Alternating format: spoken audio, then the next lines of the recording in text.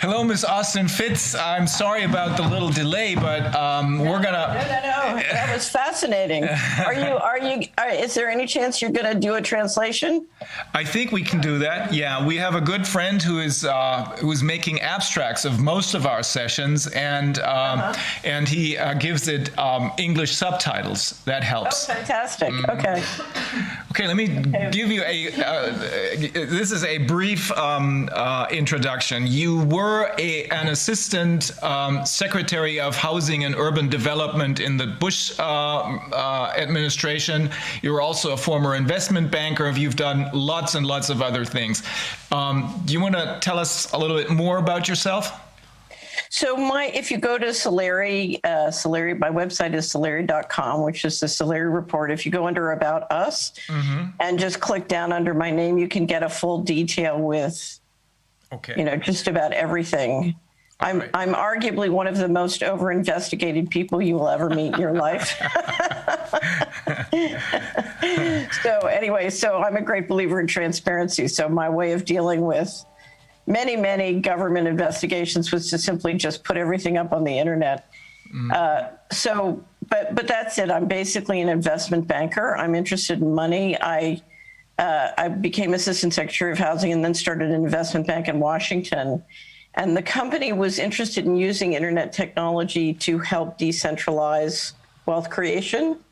So decentralized currencies, decentralized equity markets, et cetera. And the company was extremely successful. And then we were targeted in a sort of enemy of the state. I don't know, who here has seen the movie Enemy of the State with Will Smith and Gene Hackman? Okay, so I played Will Smith in real life. And in fact, his office in the movie was right next to my office. Wow. So I spent 11 years engaged in 12 tracks of litigation, 18 audits and investigations, and very serious smear campaigns and physical harassment with the Department of Justice and all their friends. And my way of coping with it was to try and understand what was really going on in the broader economy, and why the Department of Justice was basically using criminal means to centralize control of the economy and engage in massive financial fraud. And so I started to publish in 1998 about what I called the financial coup d'etat. And a lot of what we're seeing now is simply the consolidation after 20 years of financial coup d'etat. And we'll talk about that more. And I made a decision that rather than go back into the establishment, which was what I was offered a chance to do, that I would continue to try and figure out how we could decentralize financial markets and the financial system in a way that would lead to freedom. And that I felt that what my former colleagues were doing was not only criminal, but I just thought it was not going to work. So I thought they were embarked on the implementation of a global governance and financial model that would fail. And my feeling was, even if it succeeded, I'd rather be dead in the wilderness than with them in the, in the underground basis. So that's what I've done since. And I started two businesses when I finished the litigation, which was very successful to our surprise and amazement. It's sort of a miraculous thing. But I started two businesses. One is the Solari report, which is really our tagline is helping each other have a free and inspired life. So the goal is to, sort of help each other in practical ways figure out how we can build a human civilization with a decentralized money system. And then the second is the Solari Investment Advisory Services, which used to do investment advisory for individuals and families, helping them manage their resources. And I closed that down in 2018 because the regulation just got to be impossible to deal with on an economic basis. And now I just do an ESG screen, which is I work with a money manager. I choose the stocks. And what we're trying to screen for essentially is to screen out any company that has a business model, which I would describe as organized crime. So we're looking for companies that are fundamentally productive, not perfect, but just fundamentally productive, that do something useful for their, for their customers and their employees. And that's for people who don't want to be essentially financing with their retirement savings the kind of corruption and criminality we're watching and you guys are dealing with. And I just have to say, I'm a great admirer of what you're doing and I really appreciate it. So it's a real opportunity and it's an honor to speak with you. And vice versa. We haven't met each other, but through a mutual friend, James Henry, we were kind of connected because he first he filmed an interview with me here, right here actually, and a little bit later he filmed the one with you, which of course was taken down almost immediately by YouTube. But I think, That was the strange thing, because the first thing I did was I watched yours, and then he put mine up. And, normally whenever I do a video that goes, when it hits 100,000 views, they stop it or censor it or hiccup it. And this one they let run for, I think it might have been because it was over Christmas, but they let it run almost up to 3 million views. And that normally, I almost... It was beginning to feel really uncomfortable for me because I was saying, what's wrong? Where are they? Yeah. Let me briefly translate. Also, Frau Catherine Austin Fitz ist früher in der Bush-Regierung Assistant, Minister für Housing und urbane Entwicklung gewesen. Sie hat außerdem als Investmentbankerin gearbeitet, sich immer für Geld interessiert und ist dann aber irgendwann auf die Spur gekommen, dass das, was hier an Finanzwirtschaft und an Finanzpolitik existiert, und das kann ich aus meiner Tätigkeit, ich habe mal für die Deutsche Bank gearbeitet, inzwischen verklagen wir sie nach Strich und Faden, nur bestätigen, dass das kriminell ist. Wir haben es mit einer, was die Finanzindustrie angeht, mit einer riesigen kriminellen Organisation zu tun, das sieht sie auch so.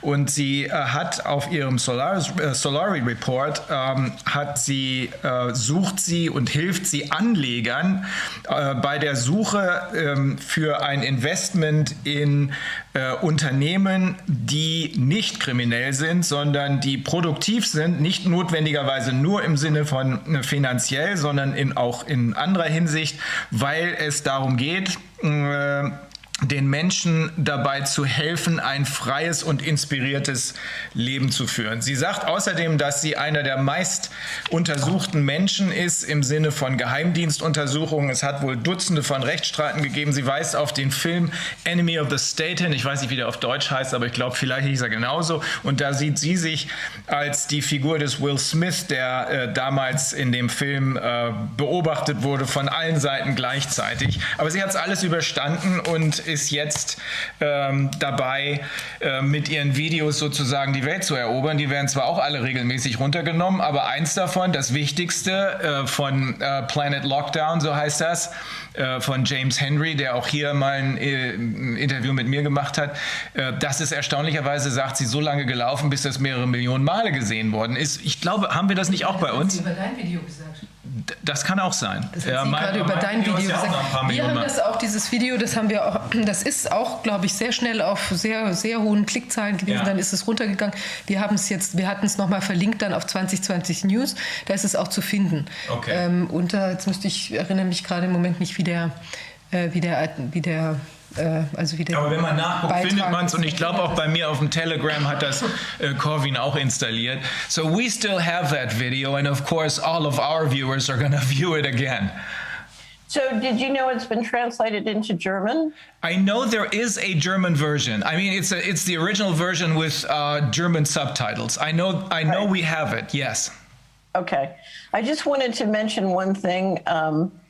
Our Ulrich Groniger, who lives in Lake Constance, is translated the injection fraud article into German. So I posted a link in the chat. Mm-hmm. But the other thing I wanted to make sure you saw was our second quarter wrap-up. After we did the state of our currency, the second quarter wrap-up was the injection fraud. It starts off with a list of heroes, and you're on the list. Wow. I am So- really honored. Thank you. All of us check are. that out. The last thing I wanted to say, if I refer to any material, a lot of the material at the Solaris report is public, but if I refer to any material that's either the digital content on the website, or the hard copy. I'm happy to send copies. I'm happy to send complimentary subscriptions for anybody who wants to dive into the material. And I'm happy to send hard copies. I just need the contact information to either email the password or mail you the hard copies. And I'm delighted to do that. Great. Super. We'll take you up on that. Okay. The last thing, we're trying here to take the content on the state of our currencies and the going direct reset, which we just published, and sort of our view of what's happening to the central banking and financial system, and make it accessible to any journalists in Europe who want to make that information available in their own languages. And we encourage you to just take it and run with it. So. Yeah, we're going to make this available to our viewers as well. That's why I'm going to quickly translate this. Also was immer die Zuschauer von ihr haben wollen an begleitenden Materialien zu dem, was sie uns gleich erzählen wird, insbesondere dazu, dass sie und ihre Mitarbeiter aufgrund der Erfahrung mit der kriminellen Finanzindustrie für eine Dezentralisierung des Geldsystems eintreten, stellt sie zur Verfügung, entweder als Ausdruck oder als oder eben per Mail digital, aber es ist alles da. Wer also was haben möchte, der soll es einfach an uns sagen. Und we're gonna give you our, is it on our website, the correct email address and stuff? I think so. We can also put it into the Telegram channel and also, you know, in another little report and then. How did you get into this? Because of your experience, I mean, I have a similar background because I worked for Deutsche Bank for a while, and I quit when I realized that this is 27 years ago, and I quit. I worked in Tokyo, Japan, and I quit when I realized that this is a highly criminal organization, and it hadn't even reached its peak then, but it was very obvious that this bank had two separate layers. One of them totally unregulated with people running around who were doing whatever they wanted on somebody else's, acting on somebody else's commands, but not being controlled by anyone in this bank. Right. So I had a very successful career on Wall Street, and I loved it. I was an investment banker, and I was lucky. I was at a very small, prominent firm where I was free to do what I wanted. And so if you look at what I worked on, it was very positive, wealth creating. You know, I had no, and it's funny, a couple of times partners tried to order me to do things that were illegal, and I told them to go jump in a lake, and there was no problem. You know, it was, you know, it's very much the Wild West, but it was, for somebody who loves money, it was a very creative place. And the problem, I have an online book. Let me just put the link here that explains my transition from Wall Street to Washington. And it's the story when I left my firm, as many firms during that period. Wait a minute.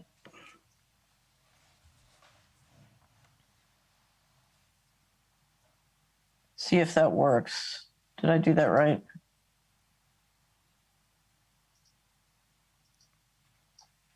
Do you need one of us to enable you to share the screen, or is that all taken care of?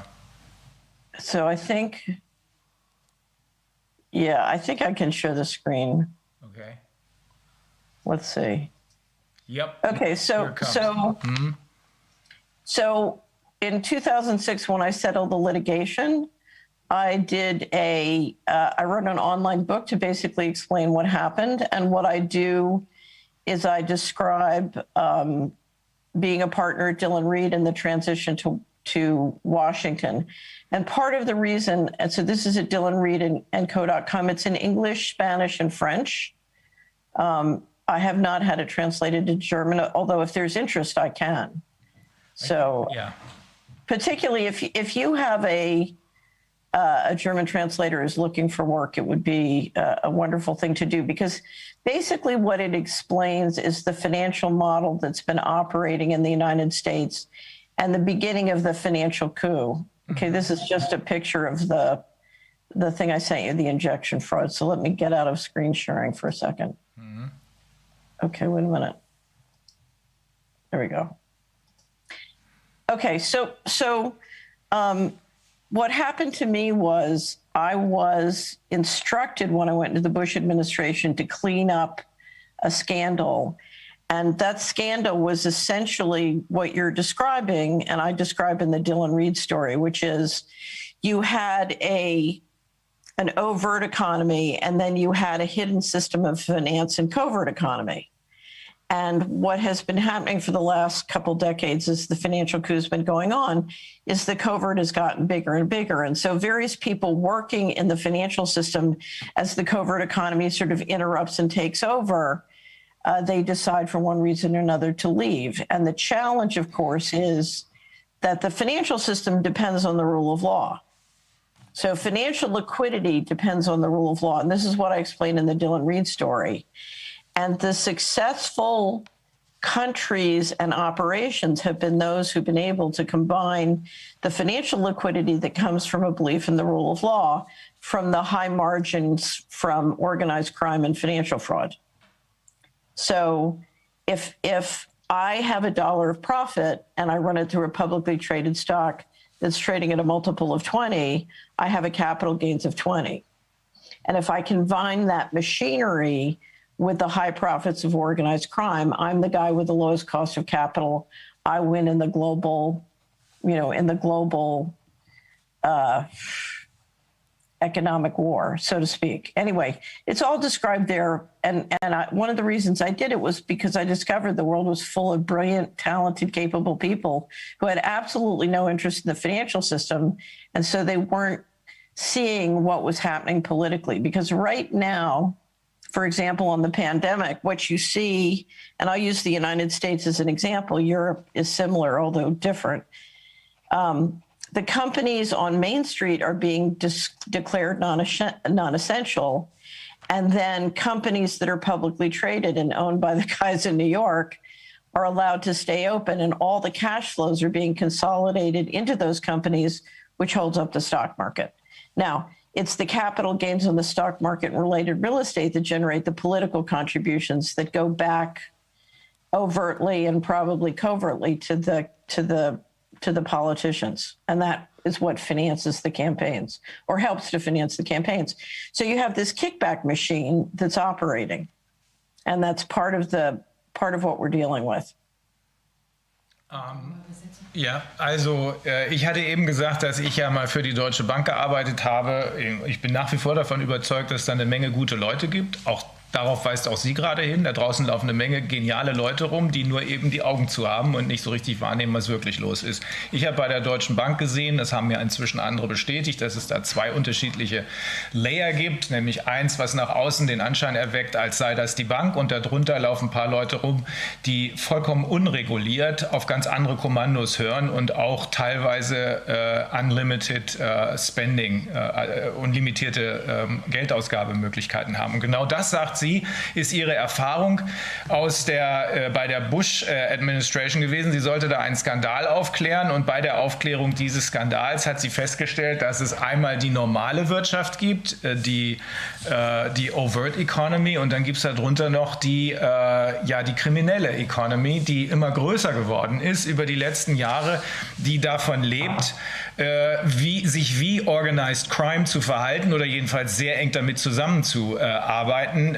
mit Kickbacks und so weiter, und die jetzt im Moment davon leben, ihre Macht zu vergrößern, vielleicht auch, das ist jetzt aber nicht von ihr, sondern von mir, vielleicht auch, um nicht aufzufliegen, den Macht zu vergrößern, und zu diesem Zweck werden die kleinen und die mittelständische Wirtschaft werden zerstört. Das betrachtet man als non-essential, das ist nicht wirklich relevant, sehen wir hier in Deutschland und in ganz Europa, ganzen Welt, überall genauso. Deswegen geht die Gastronomie in die Knie, deswegen geht die Hotellerie in die Knie.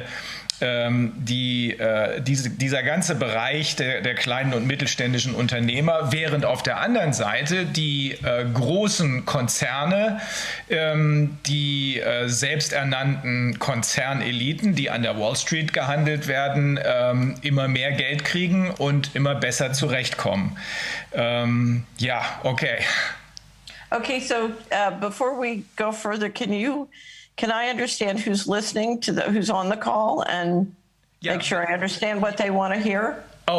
This is the people who are listening to us are people who are either. This is not an echo chamber, even though it may sound as though it is, but it isn't. There are a lot of people who are listening in and who are watching these sessions who are, let me put it this way, either on the other side and they're trying to spy on us, of course, but there are other people who are undecided and who really do think that they can learn something here, and that's why we're trying to make this as unbiased as possible. We're listening to everyone, more or less, except for the really bad characters.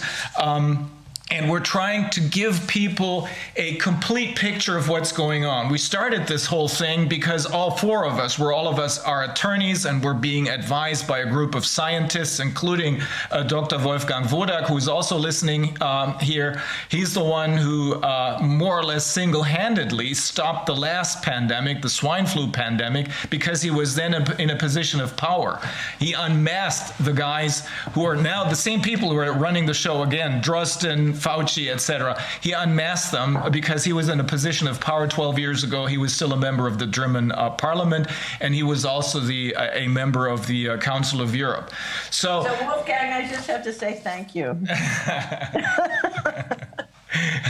He appreciates that. I was in the middle of the swine flu fight in America, so I really appreciate that. Okay. So, and the other, because I don't know who's sitting next to you, and I want to meet them. This is my colleague, Dr. Justus Hoffmann. He's also an attorney. He specializes in tort law. And across from me is Antonia Fischer. She also specializes in tort law, in particular medical malpractice law, which comes in handy right now. And then we have, of course, my colleague Viviane Fischer. She and I started this whole thing, and she's both a lawyer and an economist and a hat maker. Okay. Yeah, and that's why people are trying to. Same story all over the world. If this is. We were just educated a little bit on how the mainstream media, in particular Wikipedia, are trying to manipulate us. And she's been the victim, Viviane has been the victim of such a smear campaign very recently. And in the meantime, we're all used to this. And what these people don't understand, of course, they're always using the same tools by making her either a Nazi or an anti-Semitic or whatever. And by now, everybody knows the buzzwords. But what they didn't understand is this is a guy who she's known for 25 years. She kind of trusted her, the journalist who did an interview with her, and then he tried to destroy her. But he did it in such a patently and very offensive way that most people who read this article are now turning to us because they want to know more about the Corona Committee. So it was kind of counterproductive. Yeah. Right. Yeah. Wonderful. Mm-hmm. We have a series. Some of our subscribers were very interested in all the tactics I dealt with during the litigation, and so they asked me to put together a series, and we did. It was called Deep State Tactics 101, and sort of all the different tactics that are used to stop you, slow you down, etc. And it's there if anybody wants to see it. But absolutely, we definitely need a Wikipedia just on deep state tactics. Yeah. For me, or for us here, the most important aspect of the video with James Henry is how you detailed how the destruction of small and medium-sized businesses in the United States is actually taking place. And I think there was one part in that video in which you explained that that when you looked at the map, you realize that the worst destruction is happening in so-called opportunity zones, which were in some places somehow connected with outlets of the Federal Reserve, or did I misunderstand something there? So what happened was, as the riots unfolded, my team and I believed that they were basically operations, professionally designed, managed, and financed operations. And so the question for us was to try and understand what the goals were. And normally when you have this operations this public and expensive, there's not one goal, they stack functions. And because I had served as Assistant Secretary of Housing, and then my company, the investment bank I started in Washington, became lead financial advisor to the Federal Housing Administration. And one of the reasons we wanted to do that assignment was we wanted to create databases that would allow us to see all money and all government money and look at it on a place-based basis. And let me back up and explain what I mean. In the United States, if you go to the White House and you download the White House budget or the financial statements, you will see everything divided by function. So how the money works in housing, how the money works in transportation, how the money works in military. You will not see the money organized around the lines by which people vote for democratic representation. So you won't be able to get financial statements for government money in your congressional district. Okay? So there's no way to align the management of the money with holding your political representatives accountable. And when relational database technology came out, one of the things I realized was a lot of political control, particularly on the secret part of the economy, the covert economy, was done by people who had that kind of intelligence. They knew how the money worked by place. The reason this is so important is if we want real solutions, we have to bring the financial system into alignment with all living beings. So we have to bring it into alignment with the environment. And living things and living intelligence, whether it is human or animal or plant or the planet, they organize around places. And so this question of how government investment and taxes works by place and how that relates to the living systems and how that relates to the voting for political representation and democracy is very important. And a lot of the dirty tricks and shenanigans in the financial system happen because people can't see what's going on. You know, they can't get a financial statement for their place, so to speak. And having dealt in the Bush administration with a lot of financial fraud, I realized the only way you can stop this financial fraud is allowing citizens to see the financial information for government money by place. And if you look at the laws related to financial management, in theory, they should be able to do that, but it's not happening. Anyway, so I got it in my head that I could get all the data out of the government, put it in big databases, and start to simulate and look at what I would call financial ecosystems continuous to living ecosystems. Okay, let me briefly, because Viviane just reminded me that maybe you don't even know this. This is a live stream, and we usually have sometimes we have around 100,000 viewers. Right. Later on, this can be downloaded, and we get many, many more viewers. So this reaches quite a public. And this is obviously because we have, in this case too, many, many viewers. It means that lots of people want to know what you have to tell us. Okay. Let me briefly translate. Also, sie hat im Rahmen ihrer Arbeit in der Bush-Administration gesehen, dass da eine Menge an finanziellen Betrügereien läuft. Sie war ja auch beauftragt, einiges davon aufzulösen. Da hat sie eben auch festgestellt, dass es diese beiden unterschiedlichen Layer an Wirtschaft gibt. Das, was ich bei der Deutschen Bank gesehen habe, und andere haben das auch gesehen, ich bin nicht der Einzige, das hat sie für die Wirtschaft insgesamt gesehen. Das ist da also einmal das ist, was man nach außen sieht, das gibt's, und daneben gibt's diese hochkriminelle Seite, die offenbar immer mehr Überhand genommen hat.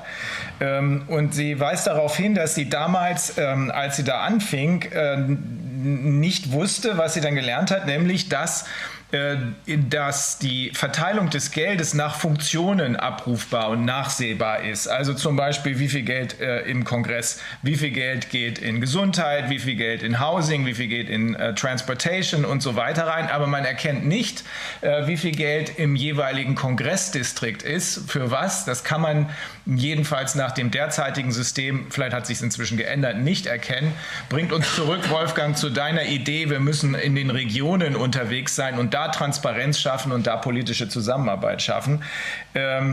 Jedenfalls sagt sie, weil man das nicht erkennen kann, sind einige Leute in der Lage, die natürlich dann wissen, es gibt ja Leute, die wissen, welches Geld in welchem Kongress unterwegs ist, sind einige Leute in der Lage, das System zu manipulieren.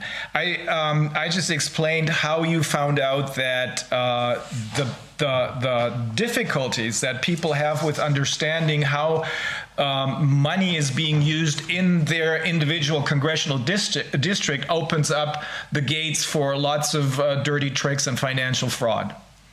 So essentially in the process of mapping out, so we did very detailed mapping and simulations for all of the United States. So that's 3,100 counties in the United States. And what we discovered was, and this is the little secret, everybody always wants to know why I'm an optimist. What we discovered is that the government, the tax and government spending and regulation was being used to centralize control of the economy, and that centralization was phenomenally expensive.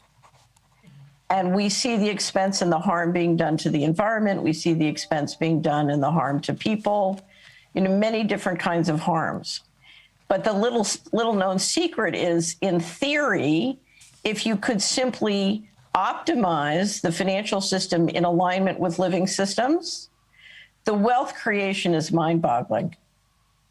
Now, I know doctors, scientists, and lawyers don't get as excited as wealth creation as we investment bankers. But I found it to be phenomenally exciting. And in fact, we had this wonderful PRC citizen who was working at my company, and he kept doing the simulations and coming back. And the wealth creation was so big, I kept saying, Henry, that's not possible, And finally, he just said, look, you're going to have to stop and go through my numbers.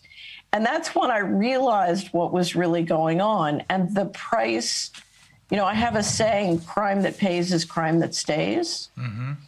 And if you look at the price of allowing a secret economy and a class of people who operate above the law and kill with impunity, the breakdown of trust and the breakdown of liquidity and many other things in the society and the inhumanness of it, just as a financial matter, is very destructive of productivity. So we see, for example, what the pandemic is doing to productivity worldwide. The financial cost of that is enormous. And for anybody interested in sort of these questions of financial models, there is a wonderful economist from the University of Michigan, Robert Axelrod, who wrote a book called The Evolution of Cooperation, about what conditions you needed to get to a peaceful economy as opposed to a war economy, which is what we have.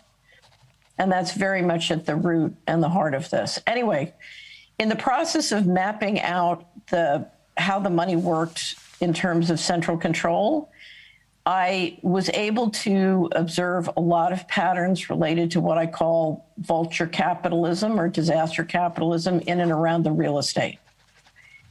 And what we were watching, particularly with the development of invisible technology, whether it was the kind of technology that NSA brought to the table or electromagnetic weaponry, other kinds of weaponry, what you were seeing was more and more people use the governmental structures, government enforcement, the intelligence agencies, to make money in real estate or business within a place in a form of economic warfare. Anyway, so when the riots started, I'm a great believer that there's a major movement underfoot to accumulate a great deal of real estate in the United States. And for example, I think you saw the headline recently about Bill Gates being now the largest farm Landowner. Okay, so that's been going on ever since the financial crisis. They've been moving into bigger and bigger positions in the land. Mm-hmm. Anyway, so I've been doing several Solaris reports with Patrick Woods on technocracy and opportunity zones. Opportunity zone is a kind of tax pattern. When we saw the first riots happen, as I explained in Planet Lockdown, we realized that they seemed to be contiguous. There was an extraordinary number of them that were in cities that had a Fed central bank location, whether a Fed bank, there are 12 Fed banks, or branches. And so I decided I would drill down and see whether there was any pattern to suggest that the riots were being used to facilitate the kind of installation of smart grids that you need in terms of building out the real estate.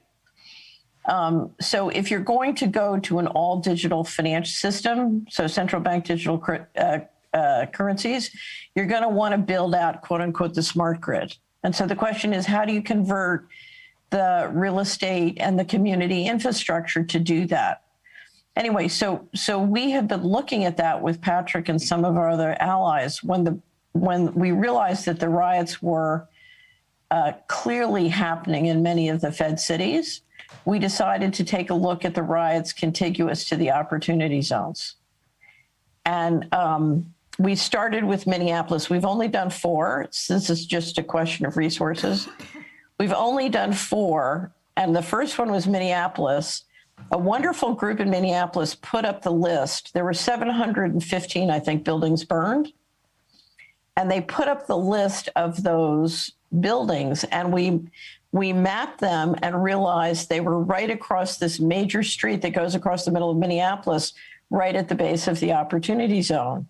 And just being a former assistant secretary of housing, you look at that pattern and you say, oh, because if I'm an investor and I'm going to try and pick up all the buildings along Lake Street in Minneapolis and I have to pay market price, it's a very different price than if I shut them down by declaring them all non-essential. Then I burn all their buildings, and then the municipality says they're going to defund the police. And, oh, by the way, you've got to fix up your property. And if any of those had business interrupted insurance, which I doubt many did, those guys, are saying, they don't cover riots or they don't cover pandemics. So basically, you're putting all the business owners in a squeeze play that makes it much easier to get a hold of that real estate and to do it cheap.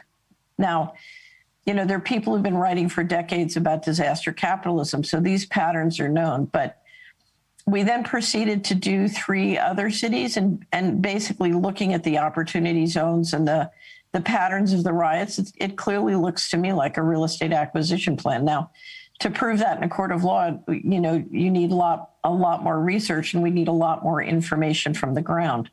I just want to mention one thing. One of the things that started my 11-year sojourn litigating with the Department of Justice was a software tool called Community Wizard. We were building a software tool that would allow communities to access all the federal government data that was supposed to be available as a matter of law, download it and map it out with GIS software so that they could look at the sources and uses of government money, regulations, and programs by county or within their jurisdiction. After that software tool started to really get traction, we were in the process of putting it up on the web. When the Department of Justice seized our offices, stole the software, it took me 6 years to get it out of their control. And at that point, the most valuable pieces of it had disappeared permanently. So they were stolen. And it was clear one of the things they didn't want was citizens being able to see open access of government money, because so much of it was being managed and spent outside the law. Let me translate that. because this is really important. Ich hatte Sie wegen Ihres Videos gefragt, in dem sie im Detail berichtet hat, wie die Enteignung der kleinen und mittleren Unternehmen stattfindet, und war mir nicht ganz sicher, ob ich es richtig verstanden habe. Sie hat mir jetzt aber erklärt, das habe ich es wohl doch richtig verstanden, und zwar bestehen die USA nicht nur aus 50 Staaten, sondern auch aus 3100 Counties.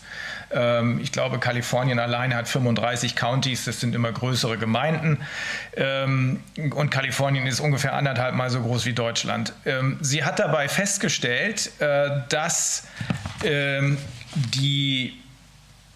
das, was sie ohnehin schon sehen konnte, dass man also nicht wirklich erkennen kann, wie das Geld, was man zwar auf der Kongressebene sehen kann, wie es für Transportation und sonst was ausgegeben wird, wie das Geld in den einzelnen Counties ausgegeben wird, hat aber gesehen, dass es offenbar sehr teuer ist, diese zentralisierte Wirtschaft aufrechtzuerhalten. Hat dann versucht zu vergleichen mit ihren Mitarbeitern, wie es anders aussehen würde, wenn das nicht zentralisiert ist, also nicht alles von oben verteilt wird, sondern wenn die Countys sich quasi selbst verwalten könnten. Und dann sagt sie, es ist unfassbar, wie hier ein Vermögenszuwachs, ein Wohlstandszuwachs erzielt werden konnte. Mind-boggling, hat sie gesagt, wie, wenn man diese Zentralisierung aufhebt und den Leuten vor Ort in der Region die Macht gibt, über ihre eigenen Schicksale zu entscheiden, wie sich das positiv auf die Wirtschaft auswirkt. Und sie sagt, sie hat auf einen Satz hingewiesen, in Englisch heißt der Crime that pays is crime that stays. Das ist klar, wenn sich Verbrechen lohnt, dann wird es immer schlimmer werden, wenn niemand dazwischen grätscht. Das ist vielleicht die Gelegenheit hier für uns alle, auch an dieser Stelle, an dem, was wir gerade lernen, auch für uns zu erkennen, wo unsere wirklichen Feinde sitzen. Das sind nicht die Covid-Idioten oder die anderen. Jedenfalls sagt sie auch, das spiegelt sich auch in der Pandemie wieder. Da kommen wir jetzt gleich auf die konkreten Hinweise, warum sich das in der Pandemie widerspiegelt, dass diese verdeckte kriminelle Economy, die also immer größer geworden ist, dass die uns sehr schädlich ist. Das können wir, glaube ich, allesamt erkennen. Da gibt es auch einen Autor, das ist Robert Axelrod, da kommen wir gleich noch drauf. Sie wird das Buch zur Verfügung stellen oder jedenfalls uns die Details dazu geben. Der hat das näher untersucht. Jedenfalls, als sie dann mit ihren Leuten ein Mapping gemacht hat, also alles kartiert hat, um festzustellen, wo wirkt sich denn am schlimmsten und wie wirkt sich am schlimmsten dieser Vulture Capitalism aus, also Aasgeier, oder wir haben das mal Heuschrecken, glaube ich, genannt, Kapitalismus aus. Da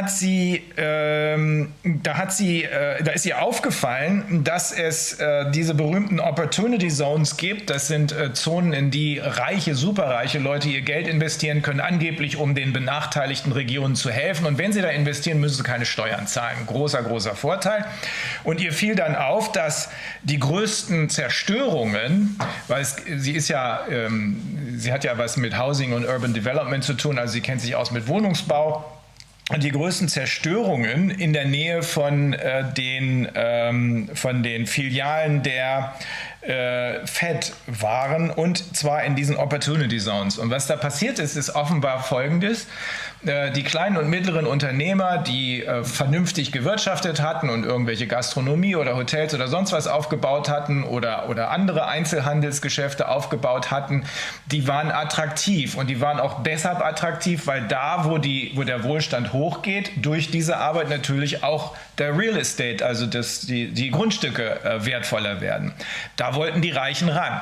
Das hatte man zu Opportunity Zones vorher schon erklärt, damit die Reichen, wenn sie da rangehen, auch gleichzeitig große Steuervorteile haben. Dann kam der Lockdown, man hat den Leuten die Möglichkeit genommen, Geld zu verdienen. Damit waren sie faktisch K.O. Diejenigen, die versucht hätten wollen zu verkaufen, also man hätte ja auch so ein Bill Gates oder so ein Jeff Bezos hätte ja sagen können, ich kaufe mir das, aber so teuer wollten sie es nicht kaufen. Die Leute, die versucht haben zu verkaufen, konnten nicht mehr verkaufen, weil die Riots da durchgegangen sind. Diese Black Lives Matter, die dann alles Mögliche zerstört haben. Sie hat das festgemacht am Beispiel Minneapolis, 715.000 Gebäude verbrannt, runtergebrannt. Und die hat natürlich auch keine, wie heißt das nochmal, diese Versicherung bei uns, diese Business Interruption Geschäftsausfallversicherung, und selbst die eine gehabt hätten, sagt sie, genau wie bei uns, da erzählen die Versicherer, naja, dieses Risiko ist hier gerade mal nicht versichert. Also sie hat festgestellt, auch wenn das nicht gerichtsfest ist, wie sie gerade sagt, aber sie hat festgestellt, dass hier offenbar ein Muster vorliegt, wie man also den Mittelstand kaputt macht, um ihn den Superreichen und das auch noch zu steuerlich extrem vorteilhaften Konditionen zu verschaffen. Sie hat dann erzählt, sie hat ein Software-Tool entwickelt mit ihren Leuten, das nannte sich Community Wizard, und da wurde das plötzlich sichtbar, was nicht sichtbar sein sollte, nämlich wie wird das Geld jeweils in der Region am Boden sozusagen tatsächlich verwendet. Also nicht mehr nur die aus dem Kongress ersichtbare so und so viel Milliarden in Housing, so und so viel Milliarden in Transportation, sondern plötzlich sah man, was da passiert. Und dann wurden ihre Büros durchsucht, überfallen vom Department of Justice. Die haben dieses Software-Tool mitgenommen und als sie es dann irgendwann zurückgeklagt hatte, stellte sie fest, dass wesentliche Teile davon fehlten. Ihr Schluss daraus ist, dass offenbar jemand auf Regierungsebene, wir wissen jetzt nicht, ob da, wenn man von Regierung spricht, ob man da nur noch von Kriminellen spricht, aber jedenfalls offenbar jemand auf Regierungsebene, der das veranlasst hat, dass dieses Software-Tool Community Wizard geschlagnahmt wurde, verhindern wollte, dass die Bürger erkennen, was in ihrer jeweiligen Region finanziell los ist.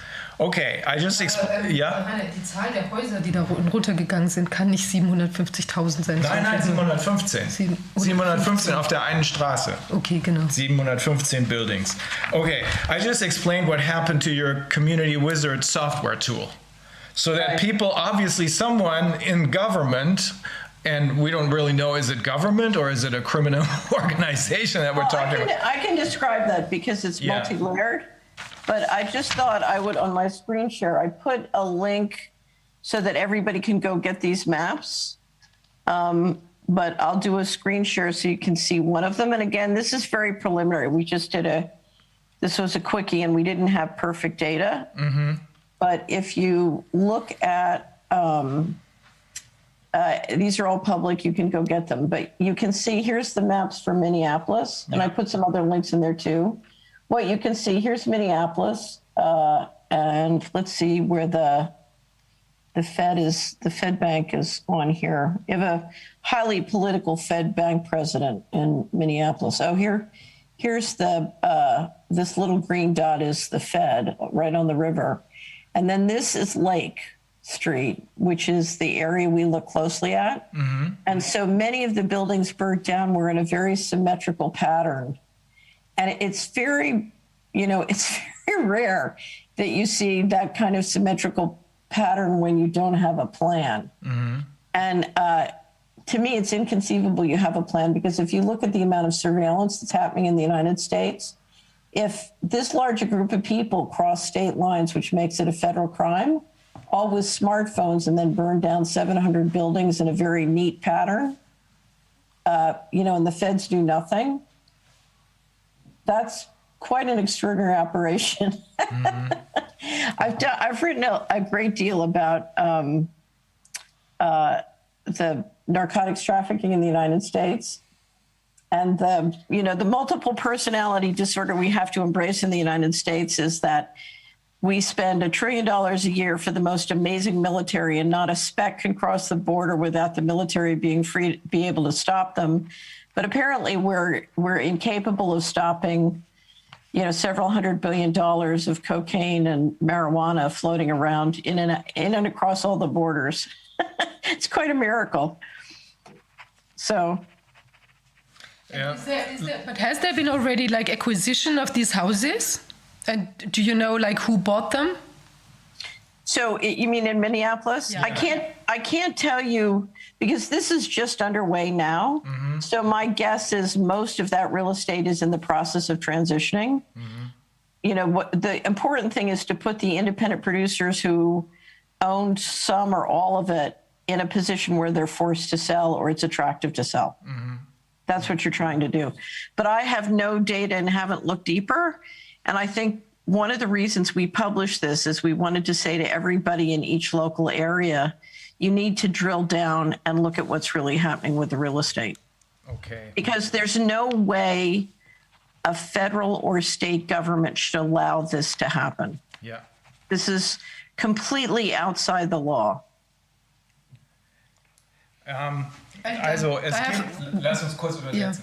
Also, sure. So one more question, like when these houses were torn down or like attacked or like, I don't know, burned down, was this all happening within a day, like on that riot day, or was this, I mean, that must have been also some quite amazing amount of like people going through and doing this demolition stuff, or like how were these buildings burnt down? I mean, you know, how can you do this like all at once? Or has this been going on over several days? Or do you have My any information? impression is that most of these were more than one day. They were multi-day operations. But if you look at the kind of organization and personnel and labor behind it, you know, it was a pretty significant operation, is what it looked like to me. And they're trying, you know, whether the riots or the events, the rally on January 6th, they're trying to present these as sort of the people rioting. And that's clearly not what's happening. Mm-hmm. You know, the people show up to riot and there's miraculously lots of bricks collected and dropped off for them right there. Yeah. So. I have a neighbor out in California who informed me about Antifa a long time ago. I just couldn't believe it because the way that I had lived up until then, in my view, Antifa was anti-fascist young people. He explained to me, no, that's not the case. Many of them are probably uprooted people who have no family anymore, but they're there for hire. And he explained to me that they used them, not in particular, but among other groups, they used them in order to do this kind of damage. Does that sound correct? Absolutely. Mm-hmm. So if you look at what we did, the mapping we did on the riots, we only had what information we could get on the web. Mm-hmm. But the reason these patterns suggest things to me is because when I was Assistant Secretary of Housing and then when I was the Federal Housing Administration, I drilled down. We were in charge of doing due diligence and portfolio strategy for their entire $300 billion, $400 billion portfolio. And I drilled down and did a great deal of work on what the real estate acquisition patterns and disaster capitalism patterns and how the money worked. And then when I was litigating, I did a lot of research into the related financial fraud and money laundering in that portfolio. And so, you know, if you look at what was going on for the 30 years before that in the HUD real estate and foreclosure portfolios, it was very, very significant sort of private interests teamed up with the political establishment using taxpayers' money to make a fortune on real estate, including in very poor neighborhoods. Did you see this pattern only now or back then during the financial crisis? No, back then. And the reason I had to leave the Bush administration was because I was cleaning it up. I was stopping it. So I was putting into place the things that would stop it from happening. So I had to leave. And then I started a company and said, look, we can't trust government. What we need to do is just give the data to the local business people and entrepreneurs, and they can stop the fraud. Mm-hmm. Because the interesting thing is, once you can see the financial fraud in your place, there's so much money that can be made by stopping it. And it's much easier to stop it when you have a broad-based group of a community dealing with, federal, state, and local representatives who are not going to say, look, I'll give you a perfect example.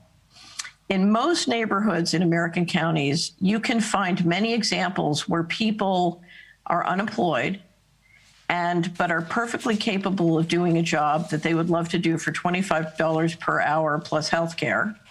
And Washington is instead centralizing that function into a contractor who's being paid $100 an hour equivalent to do it.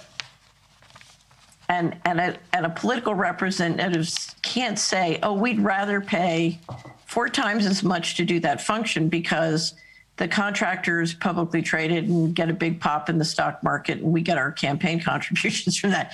You can't say that. Now, they can play that game as long as the people in that community don't understand they're paying taxes. You know, they could be hiring 4 people locally instead of paying a large contractor to do that function. They don't, you know, if they can see the waste, they can start to transition the waste to something more productive. But only if you have many, many, many people looking at the cash flows and taking advantage of the opportunities.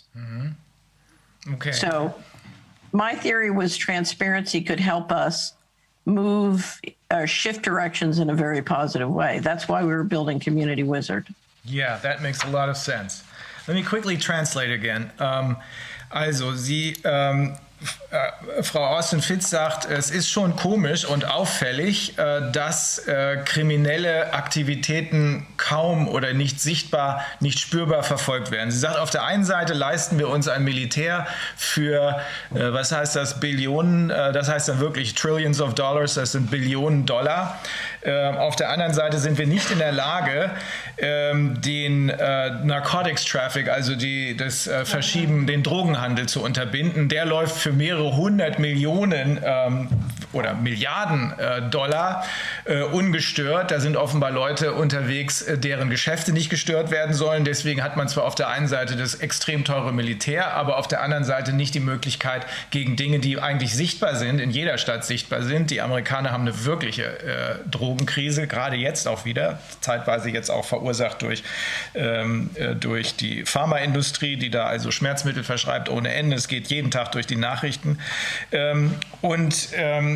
Da sagt sie, als Viviane nachgefragt hat, war das denn so, dass man sehen konnte, wie viele Gebäude hier durch wen, wann vernichtet wurden? Sagt sie, ja, also gerichtsfest haben wir da nichts, aber es ist doch sehr auffällig, dass diese 700 noch was Gebäude offenbar innerhalb weniger Tage vernichtet wurden und dass sie kann auch nichts Endgültiges sagen, weil der Prozess der Vermögensverschiebung, also der Enteignung des Mittelstandes in jetzt dem Beispiel Minneapolis, und Übernahme dieses Vermögens, insbesondere des Immobilienvermögens, da kommt sie ja her, durch die Superreichen jetzt gerade mitten im Gang ist. Also wir können da noch kein abschließendes Wort ziehen.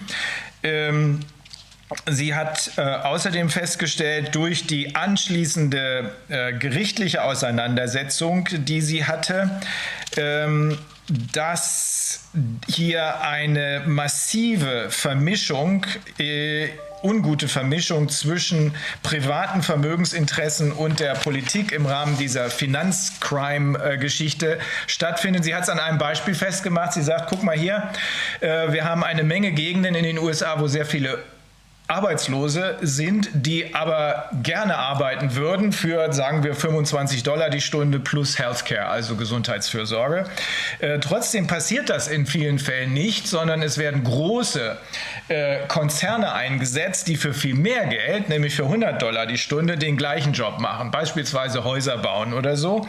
Das sind dann aber die großen Unternehmen, die auch an der Börse gehandelt werden. Dahinter stehen also die Leute, die die Fäden ziehen.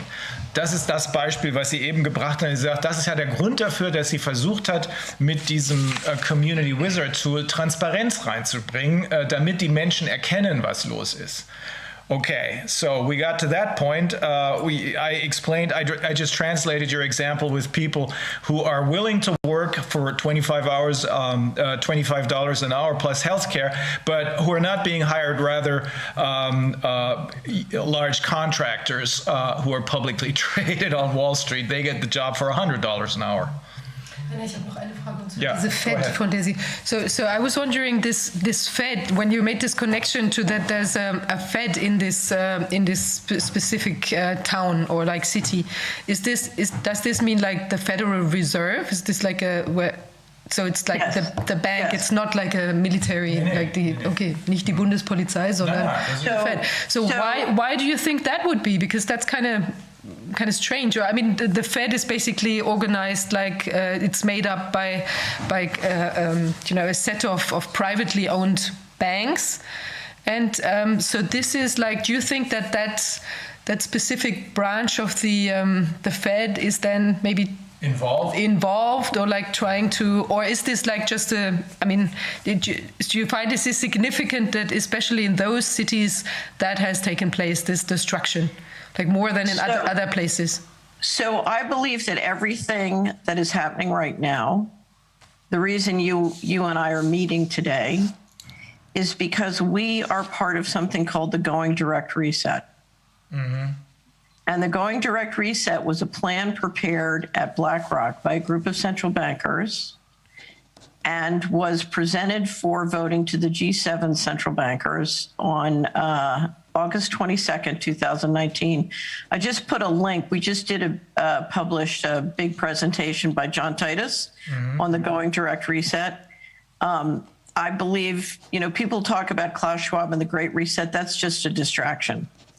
That has nothing to do with the real train tracks of what's being done. The real train tracks of the Going Direct Reset. So this is a plan by the central bankers, and that plan basically induced a takedown of the entire global economy. And it induced that takedown at the same time that massive amounts of money were printed and circulated out to a variety of players who are now free to take that money and basically buy up tremendous assets. Mm-hmm. Anyway, it's all explained in the Going Direct Reset. And again, I'm happy to provide, that's subscriber-only content, but I'm happy for anybody in the committee to provide a complimentary subscription. And I would really strongly recommend you read that, as well as State of Our Currencies, which is an overview of not only what the reset is, but why they need to evolve the currency systems. So I think that's what's driving the train here. Mm-hmm. Now, what we are seeing as part of that is a consolidation of... Yeah, Wolfgang? Oh, no, I have a question if she's finished. No, so let me just finish. This is part of a... So what happened was the central bankers voted on the Going Direct Reset. They went into the markets in September, and in State of Our Currencies and Going Direct, you'll see the chronologies that sort of lay the whole thing out. What September is that? Last year or 2019? That was September 2019. That's what I thought, because there was a huge financial crash which was covered up, and we thought that COVID or Corona was invented as a distraction for that. But it wasn't a crash, it was a takedown. Aha. Okay? Mm-hmm. We all have to stop using words like depression or collapse. This is a takedown. Okay. It's not a downturn, it's a takedown. Mm-hmm. Mm-hmm. And if you read the Going Direct, you'll understand how that works. Now, that process is moving toward, you're trying to extend the reserve currency system. So you're trying to keep the existing system going, but then you're trying to bring in a new system. And that new system is a system that is an all digital system that gives you complete control. So it's no longer a currency as we know it system. It's a financial transaction system, which is a little bit like a credit at the company store, and which I would describe as a slavery system because it gives you complete control.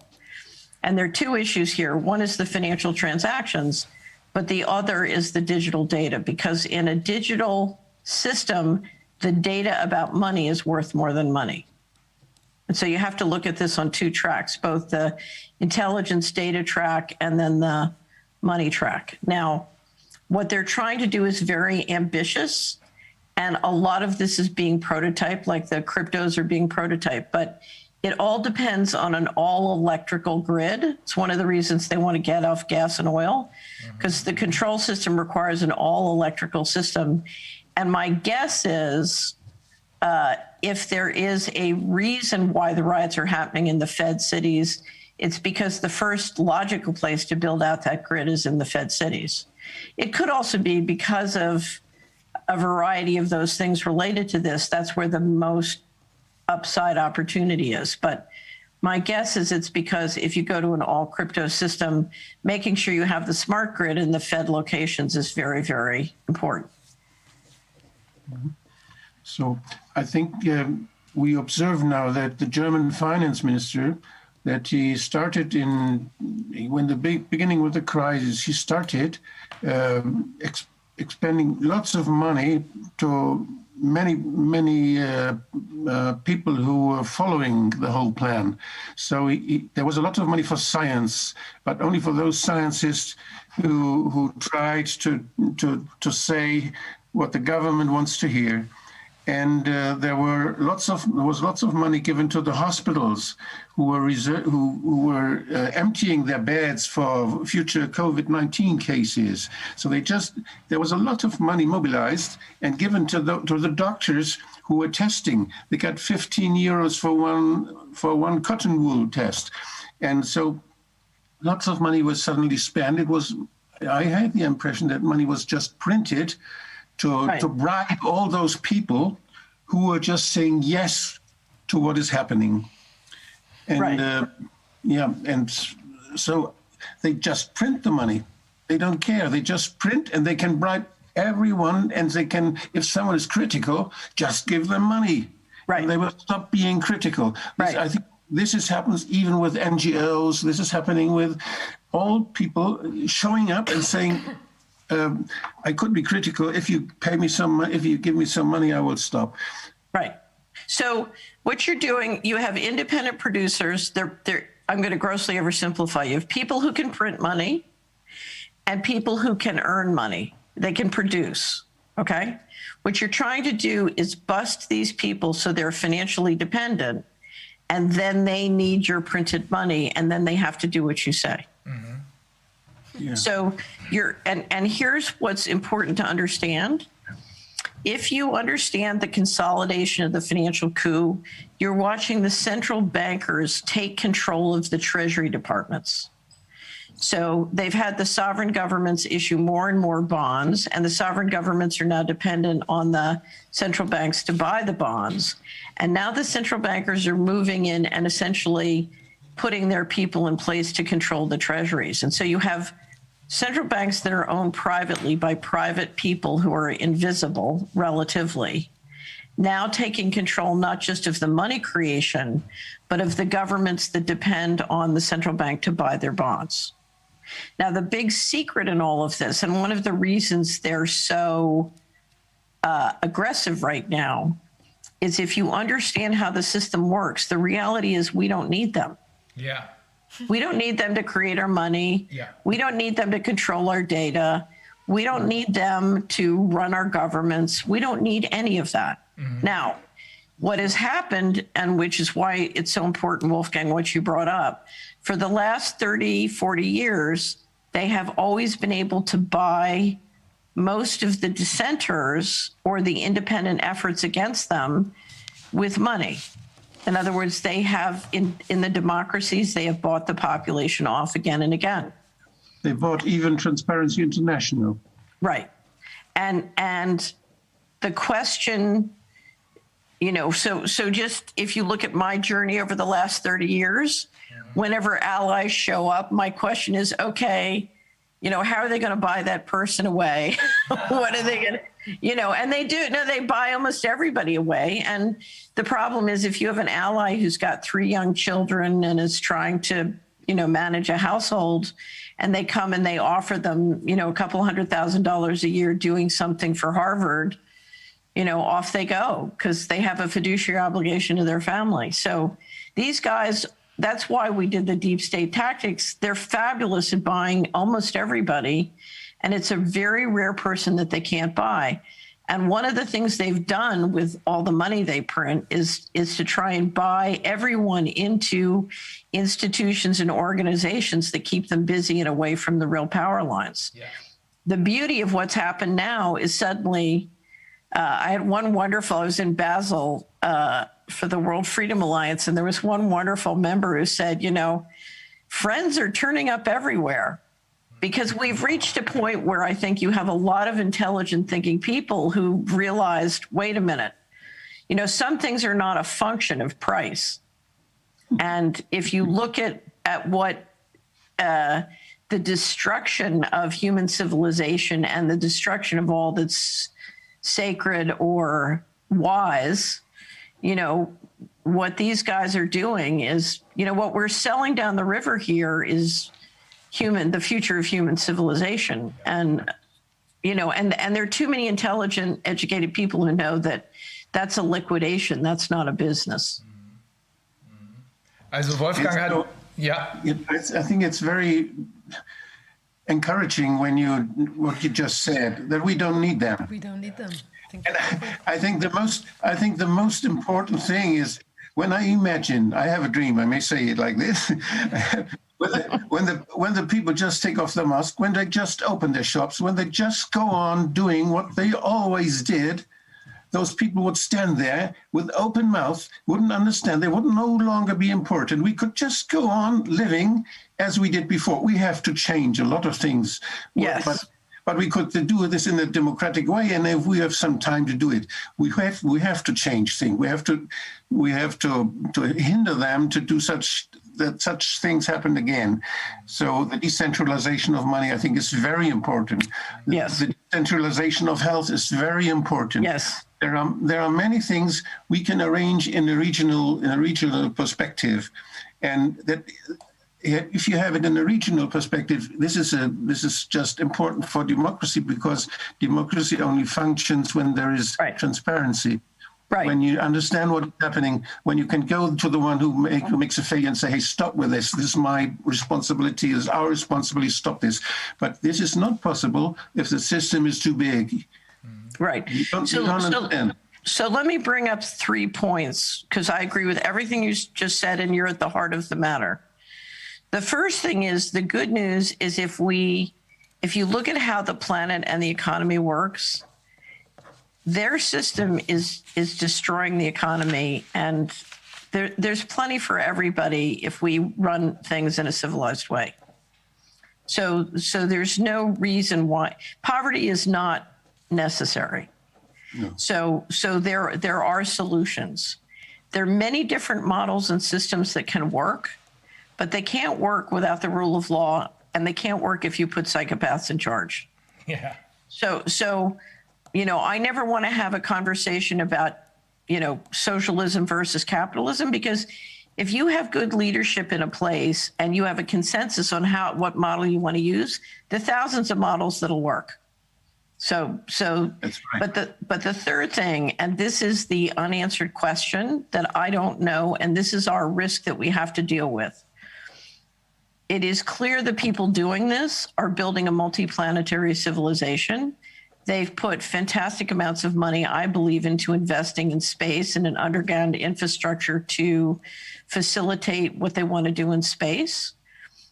The trillions of dollars that have gone missing through the financial coup have gone somewhere. And the question is, where are they going and why are they going? Now, there are millions of theories. I have no idea what's true.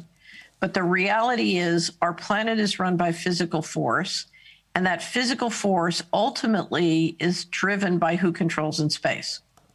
And so if you look at the invisible technologies that can be delivered from space, you know, the weaponry, it's very, very powerful. And so if they are few and we are many, but if we organize and defy whoever it is who controls space, we need to be able to deal with that. You're talking about 5G being used as a means of, for example, controlling us through whatever is being vaccinated, something like that. It's not just control, but the ability to use electromagnetic weapons to drive your car off the highway or blow your car up, or use the rod of God to blow up your village, or engage in, you know, so now I get into an area of speculation, which is outside my area of expertise, but I'll give you a perfect example. And I'd like permission to tell a little bit of a long story, just because I think examples help. Is that okay? Sure. Okay. So in 2007, I was helping a client who wanted to buy a world bond fund. And I don't like most world bond funds, so it was a long search. And I found 2 world bond funds from a very good sponsor And one of them had 15% of their money in Indonesian sovereign bonds. No, it must have been earlier because it was 2004. It's somewhere in there.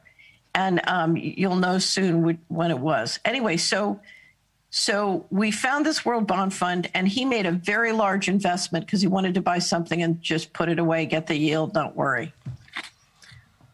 Very shortly after he made the investment, the fund dropped 15% overnight for no reason that we could figure. There were no change in interest rates. There was no bad news about the sponsor, about the fund, nothing. And there was massive insider trading. And if you looked at the trading that was going on, I'd never seen anything like it. I've been an investment banker for decades. I've dealt with billions and hundreds of billions of dollars of bonds. I was floored. I was getting on the phone, talking to the sponsor, trying to find out what in the world was going on. No answers, complete stonewall. A week later, the tsunami in Indonesia happens. And I realized they knew. They knew there was going to be a tsunami more than a week ahead of time. Now, and I sat down and I said, how do you, and then the patterns of disaster capitalism that hit in Indonesia, right after the tsunami hit were, it was clearly there was either somebody was anticipating it and doing it at active war, or somebody was taking tremendous advantage of what had happened. Now, that brings up the question of how many of these natural disasters are weapons versus natural disasters, and I don't know. But whoever has the power to do something like that, we're up against people who use significant amounts of force, and they use invisible weaponry, and they do a lot from space. And so, if you look at why a prime minister would do something that is in the interest of the central banks and against his own people, it's more often than not, I believe, because he's in a variety of different squeezes, and one of them relates to this kind of weaponry. So I would just say the good news is the wealth potential is phenomenal. The bad news is we're on a planet that is controlled by force, and we need to face, my pastor used to always say, if we can face it, God can fix it. We have to understand the physical force that we're up against. Okay, let me translate that. And one question, however.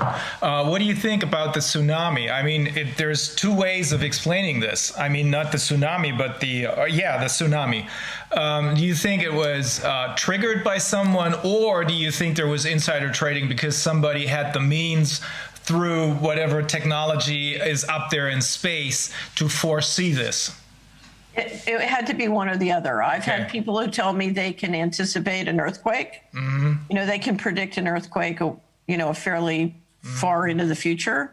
So I'm assuming it could have been either. Mm-hmm. Given the patterns I've seen that have supported and protected the dollar, I'm convinced that some of these natural disasters are being induced. Mm-hmm. And that is one of the great powers behind the dollar system. Okay. Also, Wolfgang hatte eben nochmal gefragt, dass er das Gefühl hatte, dass über die letzten Jahre, das ist dann von Frau Austin-Fitz präzisiert worden, über die letzten 30 bis 40 Jahre ist das tatsächlich so gelaufen, Kritiker des Systems, die eigentlich in der Lage wären, es zu durchschauen, weggekauft wurden. Dass man einfach nur Geld gedruckt hat, Moneyprinting wie verrückt, und jedem, der als Kritiker hätte gefährlich werden können, genug Geld gegeben hat, damit er die Fronten wechselt. Sie sagt aber auch, dass gerade in letzter Zeit auffällig ist, vorher war es so, dass immer wieder Allies, also Weggefährten, die Unterstützer waren, praktisch weggekauft waren. Also wenn einer 3 Kinder hat und irgendwie eine gute Ausbildung hat und dann wird ihm ein Job in Harvard angeboten für viel Geld, dann wird er das machen, wenn er sich dann sicher fühlt. Sie sagt, das hat sich aber jetzt geändert, weil immer mehr ihrer Freunde gemerkt haben, dass es Dinge gibt, die man nicht kaufen kann.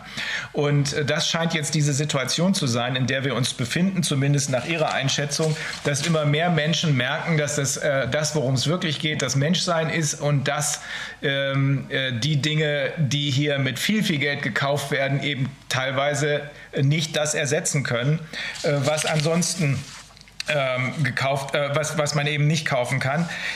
Wichtig ist, glaube ich, noch, dass sie mehrfach darauf hingewiesen hat, dass wir uns in einer Transition Period befinden zwischen dem alten System, wo man noch versucht, das alte am Laufen zu halten, damit wir uns in Sicherheit wiegen, aber das neue System, was dann nur elektronisch oder elektrisch läuft, wo man uns dann eben Geld zuteilen will, dass dieses System noch nicht installiert ist. Und in der Zwischenzeit wird nach ihrer Einschätzung läuft es so, dass mit sehr viel Geld der produktive Teil der Wirtschaft gekauft wird. Irgendwann wird dann das Gelddrucken beendet werden und dann kann man mit dem Geld, was man vorher für sein Geschäft bekommen hat, das werden viele Leute mit Erschrecken feststellen, leider gar nichts mehr anfangen.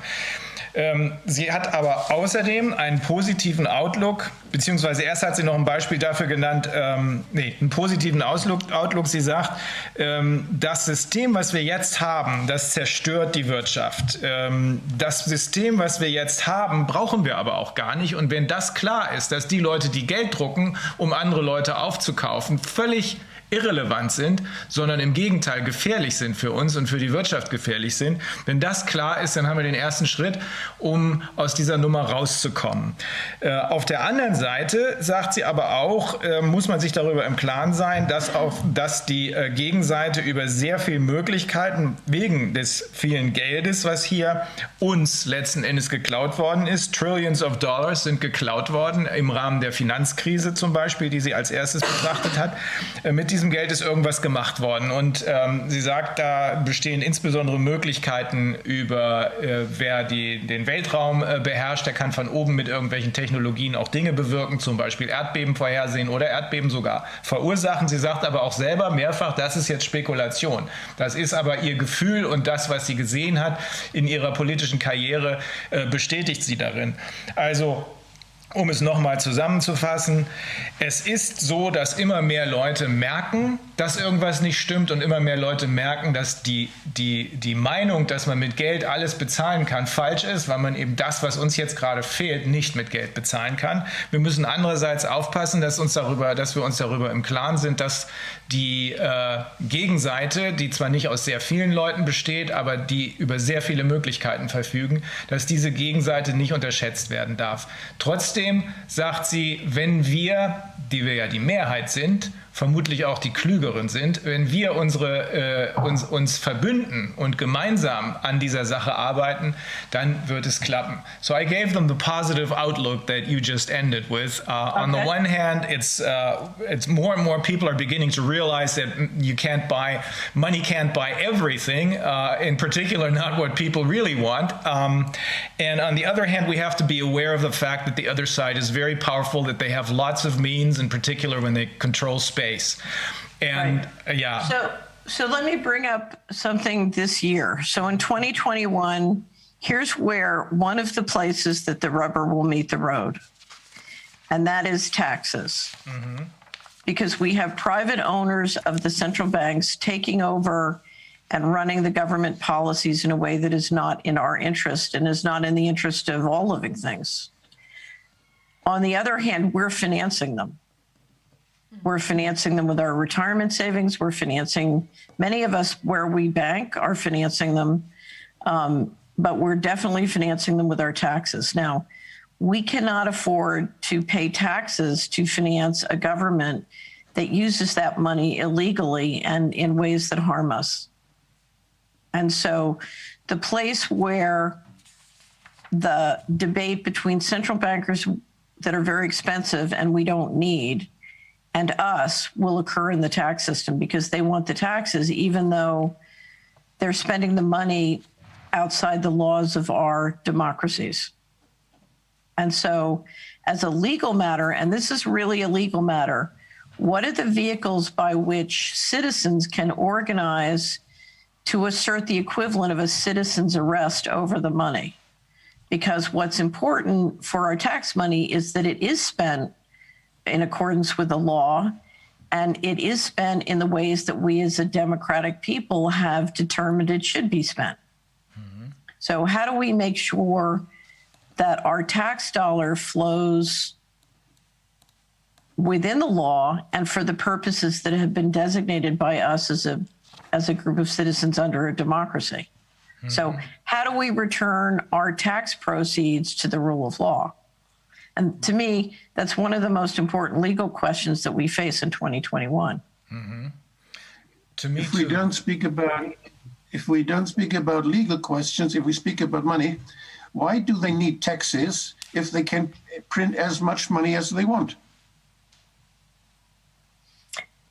When they print as much money as they want, they debase the currency.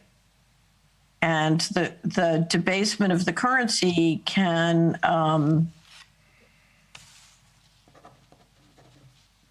make it harder for them to do what they want to do. And it's it's very difficult to describe the extent of their greed. So part of this is control. And part of this is just simply control. And you're trying to get 8 billion people to organize and function in a way that gives you energy. Mm-hmm. And gets them to do what you want them to do. So, for example, when I used to operate at the top of Wall Street or Washington, the conversation was never, how do we go to Rome?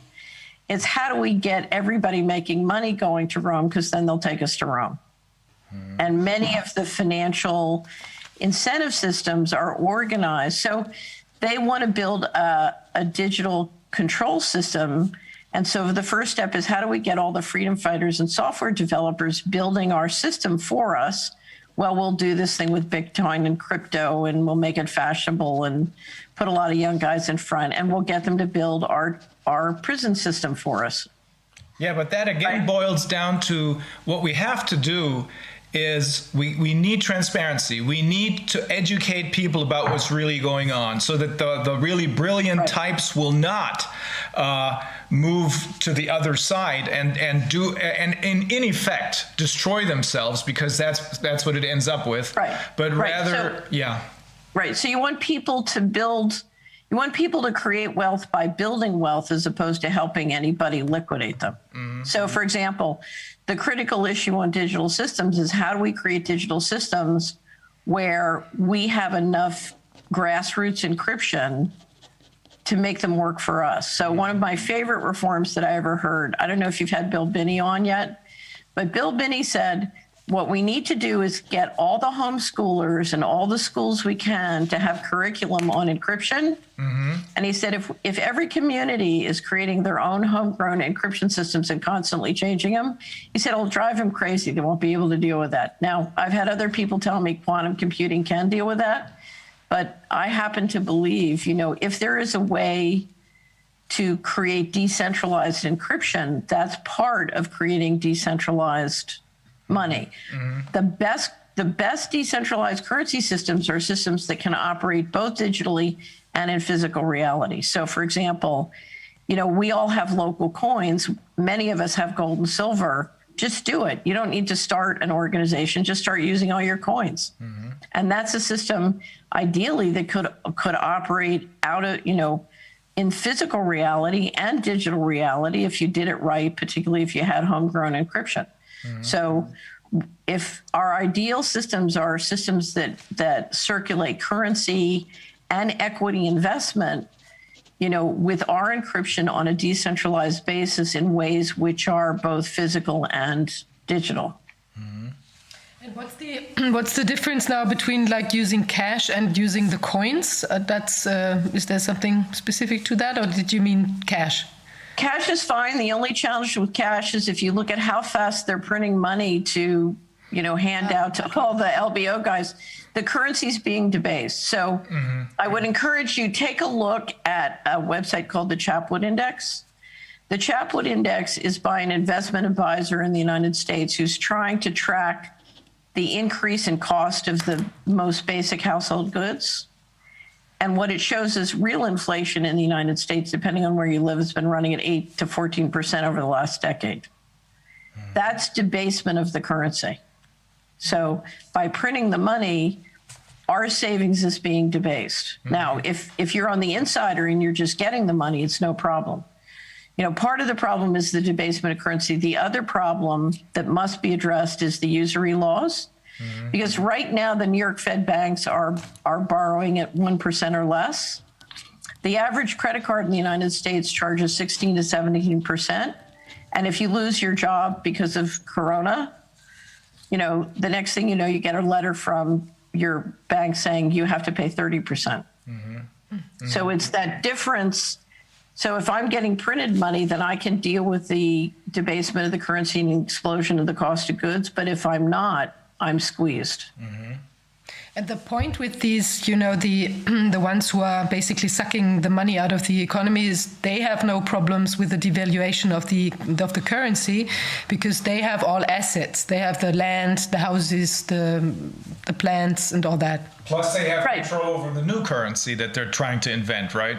Right, but they're just printing money and giving it to their friends. I'm grossly oversimplifying, but to me, it's they're printing money and giving it to their friends. KKR, one of the largest private equity firms. Mm-hmm. So if you read the Dylan Reed story, you'll read a little bit about KKR. But KKR just announced they're going to issue an IPO to raise $1 billion of a blind pool. Mm-hmm. Now, that means people are going to buy the stock not knowing what's going to happen to the money and where it's going to go. Mm-hmm. And that's because you're talking about one of the companies best positioned to take advantage of the disaster capitalism. Okay, let me translate this again. Also Catherine Austin-Fitz sagt, in 2021 wird das größte Problem sein, zu erkennen, dass die Zentralbanken, und das gilt nicht nur für die amerikanischen, die werden die gehört privaten Leuten, die Zentralbank, dass die uns hier aussaugen. Wir bezahlen die mit unseren Steuern. Das können wir uns nicht leisten, sagt sie. Deswegen brauchen wir die Rule of Law. Wir brauchen rechtsstaatliche Möglichkeiten, um wieder für eine saubere Wirtschaft, die nicht mehr. What do you think, by the way? How much of the economy is dominated by, or of the financial industry is dominated by this, criminal part? Is that 50% or less? So if you look at who's managing this, whoever is managing the central banking system mm-hmm. and the related control of the treasury functions, they're controlling both the overt and covert side of the economy. Uh-huh. Currently, the organized crime globally is said to be the equivalent of the GDP of Germany. I believe it's bigger because I believe that doesn't include a lot of the financial fraud. Mm-hmm. But it's, we're talking about a portion of the economy that's been growing steadily since 47 and 49. If you read the Dylan Reed story, what I try and explain is the legal structures that were put into place to build the secret part of the economy, starting with the black budget and the hidden system of finance. And that portion of the economy, because it's not subject to regulations and taxes like the overt, has grown and grown and grown and pretty much bought up control. But they control both sides. They control both sides, and that side of the story, the criminal side of the story, is probably at least 50%, if not more, or is it less? I would say it's less than 50%. Okay, good. Only because if you look at the most essential functions, uh-huh. They're public, they're overt, so the food supply, agriculture, uh-huh. or health. Now, I think they're being run in criminal ways. Mm-hmm. So if you look at what's going on in the food supply, I think that, certainly from what I know, it's being run in very, very criminal ways. Mm-hmm. The one thing I would stress is if we can manage to see how this system works, we will discover one of our greatest powers, which is we're financing it. We're supporting it. We're doing it. I mean, if you look at who's implementing all of these different systems, the corruption of agriculture, the corruption of pharmaceuticals, the corruption of you name it, we're the ones who are doing it, whether we're financing it with our pension funds or retirement savings, or we're banking at the banks that are doing this, or we're paying our taxes, or, so if you go through our wallets and our financial statements and balance sheets, whether it's, we're going to work and getting an income from it, or we're investing in it, this is us. We're doing this, and we don't have to do this. And the little secret is they're destroying so much wealth, whether it's the environment and the living wealth, or the family wealth, there's plenty of ways economically to turn it around. Okay. So it's basically about like cutting the greedy middleman. No, it's not the middleman. No, it's not the middleman, but like in general, so that we do it ourselves. Strings which we're attached to. Yeah. Well, here's the question. The thing that has made this system go is secrecy. And a lot of that secrecy has related to, military and intelligence secrecy, the black budget, and invisible technology, et cetera, et cetera. And my understanding, because if you look at a lot of the people in the United States who I knew personally and worked with personally, who were involved deeply in that system, these were not bad people. These were not psychopaths. These were not greedy. Now, they were a different generation than the ones now. And my understanding is that on more than one occasion, they've gotten in the room and tried to figure out how could we diminish the secrecy? And they can't see a practical way to do it. One, because they're trying to protect things from, the true percentage of the population, which are psychopaths. But the other is there's so many different legal liabilities built up. They really believe that they're dealing with risk issues that the general population in democracy can't deal with.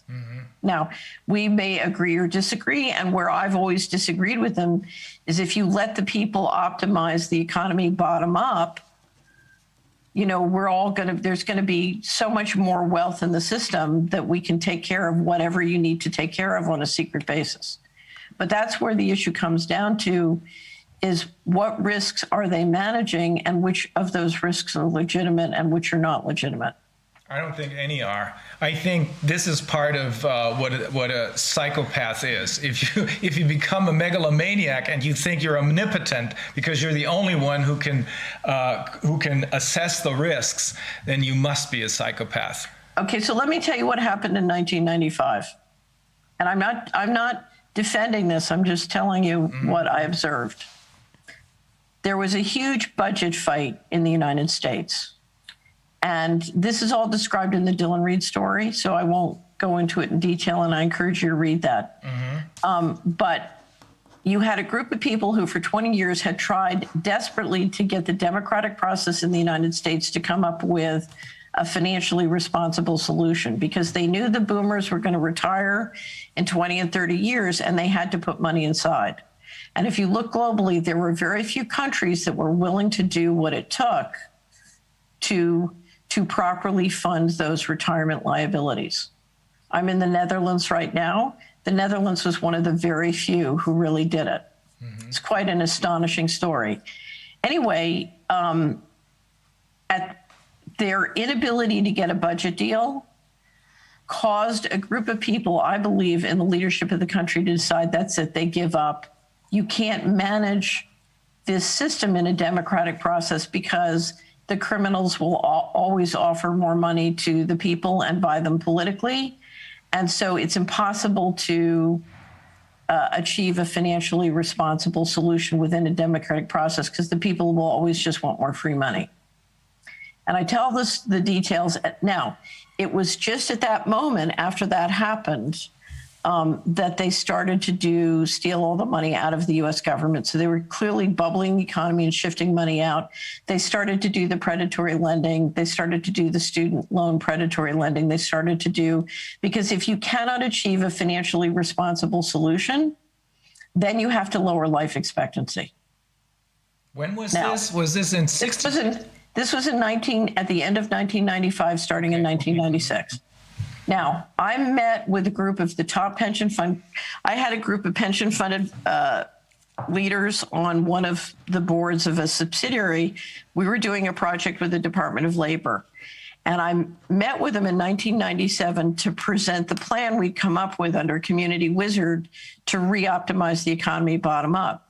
And the president of the largest pension fund in the country looked me in the eye and he said, my God, it's not hopeless. We can save the country. He said, you've got to get to Nick Brady, who'd been the Treasury of the Secretary and was my boss at Dylan Reed.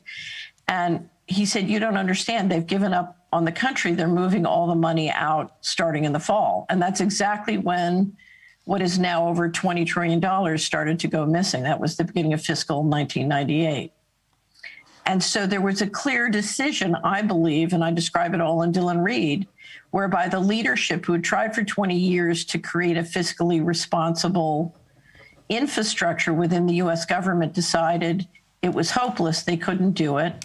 And instead what they did was they stripped the government of trillions of dollars by bubbling it up with debt, which PS they've done, in countries around the world. So you bubble the debt, you suck the money out, and then after you've gotten the assets out, you turn around and the governments are full of liabilities. And those liabilities are basically promises to pay retirement, promises to pay healthcare, but you don't have, the assets are gone because you've had a financial coup. And now the question is, how do you consolidate? And if you look at what I call the magic virus, the magic virus is telling the story, we don't have enough money for healthcare because of the magic virus. We don't have enough money for the retirement savings because of the magic virus. But in fact, this is nothing more. Now that you've taken that money, now you have to basically inform people that there's, you took the money and now there's no money for nursing homes, et cetera. And so how are you going to deal with that politically? And what we're watching is their method of dealing with the politics that they've stolen the money. Now, the reason I'm interested in what are we going to do about our taxes, because I believe the legal mechanisms exist to get that money back. And maybe not in cash form, but maybe only in equity ownership of the assets created from it. But that's where we are, because they've basically, they've stolen the assets, and now what's left in the governments are liabilities, and those governments are printing more debt as fast as they can, and that's what gives the central bankers control. Is there concrete evidence for this? I mean, for this stealing the assets because people began to realize, or they didn't realize, but they thought it's impossible to take care of the budget as far as the pension funds, et cetera, are concerned.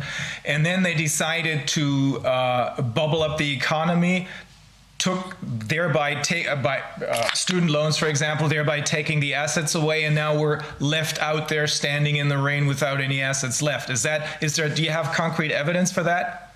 So I would suggest, so what I've done with the Dillon Read story, and then we've done another website called missingmoney.solari.com. I'll put the link up here. So let me just do a screen share and I'll go to Missing Money. So I've been tracking since 1998 the money going missing from the federal government, and this is just U.S. Yeah, but the same thing happened all over the world. Probably. Oh, here from too. what I know that. Well, I know money, an extraordinary amount of money has gone missing from NATO. So I know that. Oh, wait a minute. Stop. Okay, can you see that? It's coming up. Yeah, there it is. Okay, so I started tracking the missing money in 1998. And then what we did, so you see all these years? These are links to the documentation from two of the agencies that were missing 21 trillion as of 2015. More has been reported since, and we're in the process of doing an update. And I was doing a radio show about the 6.5 trillion that went missing in 2015. And a wonderful professor from Michigan State University heard me and thought, well, she must be wrong. And he called me. His name is Dr. Mark Skidmore. And he called me and said, oh, my God, I've checked the Department of Defense documentation, and it turns out you're right. What can I do to help? And so we agreed he and his students would do a complete survey, which is what this represents. I had it up to 12 trillion missing. He found another 9 trillion. So we have it to 21 trillion. Yeah. And so if you go to this website, what you'll see is lots of his documentation. I've written an article called For Institutional Investors that describe what this means, called Caveat Emptor, what investors need to do due diligence on Treasury. But then what we've also done is if you go to this section on financial laws, what we've done is we've laid out all the financial management laws and monetary. If you look at all the legal structure in the United States to run both the fiscal infrastructure and the monetary infrastructure, what I had is I had two of my attorneys write out all of the different laws and infrastructure, because clearly they're operating outside the law. The big change was in October 2018. The White House and the Congress agreed, bipartisan, during the Kavanaugh hearings to implement something, an administrative policy called Federal Accounting Standards Advisory Board Statement 56, which basically says all government agencies and related entities can keep secret books and not report any of the money. And this moves it to a completely out of control system. So can you, because that just came up again in my mind, you're saying there was no crash in September of 2019, it was a takedown. What exactly happened? Yes. So because this is complex, if you look at sort of what they did and how they did, and it's important to look at the chronologies. Okay, give me a second. Let me first translate everything, because I think we're losing. Some of us are left behind, and we want no one left behind. Also, sie hat darüber berichtet, wie die Privatbanken, wie die Federal Bank, die Privaten gehört, also die Bundesbank sozusagen, die amerikanische gehört Privaten. Bei uns übrigens ist die Bankenaufsicht, die wird bezahlt von den Banken, deswegen funktioniert ja auch nichts. Sie sagt, wir werden von denen ausgesaugt, und zwar indem wir die mit unseren Steuern bezahlen, diese privaten Leute. Das Ganze ist ein rechtliches Problem. Wir müssen dafür sorgen, dass wir rechtlich die Kontrolle über unsere Steuern zurückbekommen, und dann werden wir merken, dass wir die Leute, die da oben sitzen und uns aussaugen, nicht benötigen. Das Problem ist, was sie schildert, die Leute, die uns ausplündern, die sagen sich nicht, wie kommen wir nach Rom, sondern die sagen sich, wie kriegen wir die Leute dazu, den Weg für uns nach Rom zu pflastern, indem die schlauesten, intelligentesten Leute, die eigentlich auch was viel Besseres tun könnten, letzten Endes die Infrastruktur, die elektronische zum Beispiel, Infrastruktur für diese Leute bauen und gar nicht merken, dass sie damit ihr eigenes, in Anführungsstrichen, Todesurteil unterschreiben. Sie macht es deutlich an einem Beispiel, dieses Aussaugen, was hier im Moment läuft, an einem Beispiel, sagt, wir brauchen nicht nur die Rule of Law in general, also den Rechtsstaat im Allgemeinen, sondern wir sollten uns auch die Wucherrechte, die Wuchergesetze angucken, Usury Laws. Zum Beispiel können die privaten Banken für 1% Geld generieren oder herstellen oder zur Verfügung stellen. Die Leute, die aber mit den Kreditkarten unterwegs sind, das sind in den USA viel mehr als hier, die bezahlen auf ihre Kreditkartenschulden, wohlgemerkt 1% bezahlen die einen und die bezahlen 16 bis 17%. Wir haben es ja also wohl mit auf der anderen Seite wohl, weist sie noch mal drauf hin, überwiegend mit Psychopathen zu tun. Und jetzt sind wir an dem Punkt, sie hat festgestellt, dass hier Riesensummen gestohlen worden sind aus dem amerikanischen System. Und zwar hat man 95 offenbar die Entscheidung getroffen in den USA, oh mein Gott, die ganze Altersvorsorge, das kriegen wir gar nicht mehr hin, und Gesundheitsvorsorge, das schaffen wir sowieso nicht mehr. Das System ist kaputt, und hat dann Geld insgesamt, hat sie in Zusammenarbeit mit jemandem, der ihre Thesen als richtig erkannt hat, rausgefunden, insgesamt 21 Billionen Dollar aus dem System geklaut. Sie sagt, das gibt es auch in anderen Gegenden, in anderen Ländern, das gibt es auch bei der NATO, ist auch sehr viel Geld verschwunden. Dieses Geld ist irgendwo geblieben, vermutlich da, wo es jetzt benutzt wird, um die Strukturen aufzubauen, die man braucht, um das System zu perfektionieren. Und dann habe ich nochmal gefragt, was ist denn nun eigentlich tatsächlich im September 2019 passiert? Sie sagt, es war kein Crash, sondern es war ein Takedown. Okay, here we are. The September of 2019, what exactly happened there? Okay, so I just realized that, wait a minute. we're going over my next appointment, so I'm going to tell them I'm late.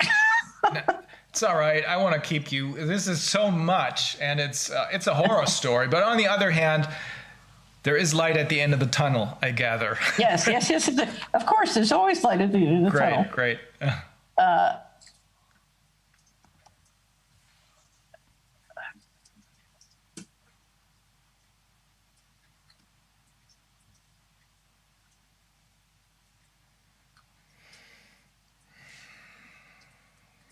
Okay.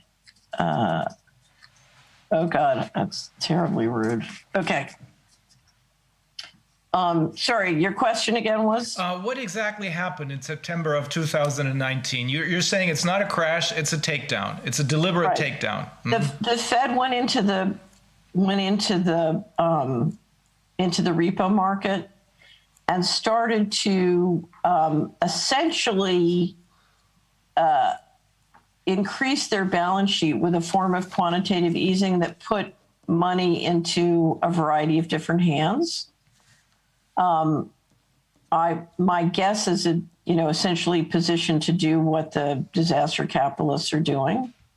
And then, of course, we had a big stock market crash in the first quarter of 2020, right after an unprecedented number of sort of tech billionaires and the CEOs got their money out. And of course, when it crashes in the equity markets, when you drop 35%, that's the line, the technical line to begin a bear market. It dropped 35% and then came back. A fantastic buying opportunity if you knew what was going on. And that is, of course, when, as the economy started to basically react to the takedown, we had the pandemic that then permitted the shutdown of Main Street. Mm-hmm. And so what you did at that point, as you're putting massive amounts of money into the big banks and institutional investors, you then shut down all of the independent producers in Main Street. So, and that gives you the ability, of course, to not only consolidate their market share into your businesses, but it gives you the ability to start picking up businesses and real estate cheap.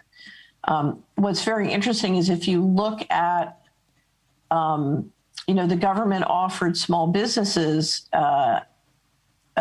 these loans to keep their payroll going. Mm-hmm. But the deal was they had to turn over a massive amount of financial data. Mm-hmm. And that financial data would have put a variety of players in position to then figure out how to engineer a shift in market share to them. Mm-hmm. Okay. So like this. Soll ich eben übersetzen? Das eigentlich noch damit in Verbindung. Okay, so I have a question, like with regards to this, the takedown, as you call it, in September 2019. So because I read that there were rumors that whatever Morgan Stanley or something that they got into trouble. But do you think that's not true? It was not the question of that there would be like a lack of confidence, basically, or trust in the market, that it was an engineered thing. That's what you say, not just that one bank got, that's why the repo market, where people lend out money overnight, like into banking business. So a highly centralized, highly leveraged financial system always has problems like that. Mm-hmm. And if you look at how the system is run, those problems, as long as the leadership coordinates well, don't ever have to turn into a problem, particularly because you can print as much as you can need. So my guess is that there was no real problem, not to say that there aren't hiccups and problems in a highly leveraged system. I think this was clearly a takedown. Uh-huh. And what I would strongly recommend is that if you're interested in this aspect, that you watch the interview that I did with John Titus on the Solaris report on the Going Direct Reset, and you read not only his write-up on the Going Direct Reset, which is on the related web presentation, but you then read State of Our Currencies, which I published in October, right before then. Mm-hmm. So if you read State of Our Currencies and the Going Direct Reset, I put the links to both of them in the chat. Mm-hmm. And they all have chronologies with it. And it's, when you talk about re-engineering the financial system at that point, you're talking about something that touches all the money on the planet. So in one sense, we can talk about it conceptually as to make it simple, but it's really complex. Mm-hmm. Of course. So I strongly recommend you read that. And I think what we all need is we need a way for non-financial people to be able to understand exactly what they're doing and what's happening. And that's what we're trying to do. We're trying to get science and medicine and finance to all be able to understand what each other's saying. And that's, in that context, I also found interesting that, like in September 19, they put, I think it was like around $170 billion into this repo market. And then during the epidemic, or like when the epidemic started, they received, so the banks in total, I think at that point received, or like in maybe it was March or so, like $2,000 billion. So basically, and at the same time, they eliminated, the amount of money that the banks, or the percentage of money that banks had to deposit when they wanted to give out loans. So basically, they then sat on these like super filled, basically like treasure boxes, or was heißt Schatztruhe? Right. Coffers. Well, it's very interesting because for many years, every year, all the investment advisors that I'm part of say they can't possibly keep the U.S. stock market outperforming the rest of the world for another year. They can't do that. If you look at the fundamental economic performance in Europe and in the emerging markets or in Asia, the U.S. stock market can't outperform again this year. And so every year it's been another miracle that saves the American stock market. And then coming into 2020, we all said, that's it. And a lot of investment advisors told me they were shifting allocations to Asia and to Europe. And then, bam, the pandemic happens, the dollar's flying, the treasury market's flying, and the U.S. stock market outperforms all the markets. It was quite, here we go again. Mm-hmm. By very drastic measures, however. That, what I think the people who, one of the best commentators on everything that's happened for the last 2 to 4 years is C.J. Hopkins, who's in Berlin. He's right there. Do you know him? No. Does anybody know him? No. C.J. Hopkins was a very successful playwright who got so frustrated about what happened to Bernie Sanders, he started to write essays about politics. And if you look at that, our injection fraud, where you're the hero, he's also in there as one of the best sources. He wrote an article called The COVIDian Cult. Mm-hmm. And what he describes in his essays is how literally a group of people declared war on populism. So starting in 2016, and I think you've seen a group of people, certainly in the United States, the people responsible for the dollar syndicate, which is much bigger than the United States, but they started a process in 2016 to destroy the independent producer and their role financing democratic activities and expressing a democratic or democratic impulse. And they think that COVID-19 has done a fabulous job of putting them back in power, and they're very pleased and happy with it. And if you look at their balance sheets, they've made a fortune. So this has been, from their point of view, politically and economically, a fantastically profitable and successful process. And they are very happy with it, and they are extremely proud of what they've done. And they're doubling down on the tactic. Who are these people? So, my nickname for the group at the top is Mr. Global. Yeah. And basically the top layer is the owners of the central bank. The mystery, of course, is how does it all work? But I would say part of our problem in the United States is we have a very expensive middle management. So if you look at the people, if you take the top 100 people that you know who you would associate with running the Democratic Party in the United States, and sort of the people who support them in the House and Senate, most of which are Democrats, but there are plenty of Republicans. They are a political class, and I would say to a person, they're very pleased with what FASB 56 has done, and what the, sort of COVID-19 has done to consolidate their global power. Mm-hmm.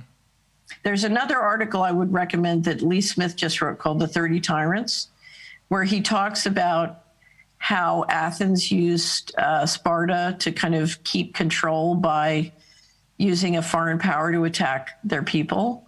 And Smith is positing the same thing with respect to China and the United States. And it's very well done and makes some very important points, because much of how America kept the false prosperity going was to sort of basically team up with China. China bought treasuries, then the treasuries went down to Walmart and bought Chinese goods, and around we go. Mm-hmm. And he's just talking about how that relates to the current election. Anyway, so you just have to understand that what we think is a very negative turn in events, to the people who are implementing this has been phenomenally successful. And from everything I see, they're very pleased, whether it's the central bankers or the political class that's just sort of engineered the recent elections. Mm-hmm. Okay. Gut, also wir haben eben nochmal nachgefragt, was war denn nun tatsächlich im September 2019? Was ist ja hier bei einigen Leuten angekommen wie ein Crash. So ganz klar war es nicht. Sie sagt, nee, das war eine inszenierte Geschichte. Das war ein bewusstes Ausschalten der Geldzufuhr. Dieser Repo-Markt, das ist der Markt, in dem sich Banken gegenseitig Geld leihen. Wir haben gedacht, der ist zusammengebrochen, weil, wie du gerade gesagt hast, eine der Banken in Schwierigkeiten geraten ist. Wir haben auch gedacht, die Deutsche Bank könnte es gewesen sein, weil die ja eine Weile als gefährlichste Bank der Welt galt. Sie sagt, nee, nach ihren Ermittlungen ist das Absicht gewesen, um genau das zu inszenieren, was wir dann ein Vierteljahr oder ein halbes Jahr später gesehen haben, nämlich die Folgen dieses ausbleibenden Vertrauens innerhalb der Banken waren dann im März zu sehen, als dann tatsächlich der Lockdown inszeniert wurde, wohl als Teil dieser Strategie. Kurz vorher noch, im ersten Quartal, gab es einen Börsencrash, und zwar um 35%. Man sagt, bei 35%, da ist es immer richtig ernst.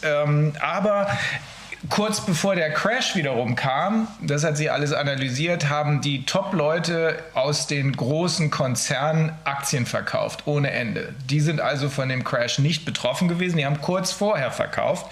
Dann kam der Crash, dann sind sie wieder eingestiegen, weil auf mirakulöse Art und Weise innerhalb kürzester Zeit sind die 35% Crash wieder in die Höhe gegangen. Und nun hat sie eben erklärt, wie kann das eigentlich sein, dass der amerikanische Börsenmarkt, der völlig losgelöst ist von der Realwirtschaft, der nichts mehr mit der Realwirtschaft zu tun hat, dass er immer wieder jedes Jahr alle anderen Börsenmärkte, Deutschland, europaweit, alle anderen Börsenmärkte outperformed hat. Alle haben gesagt, oh Scheiß, diesmal geht es aber nicht mehr gut. Es ging immer wieder gut und besonders im letzten Jahr ging es gut.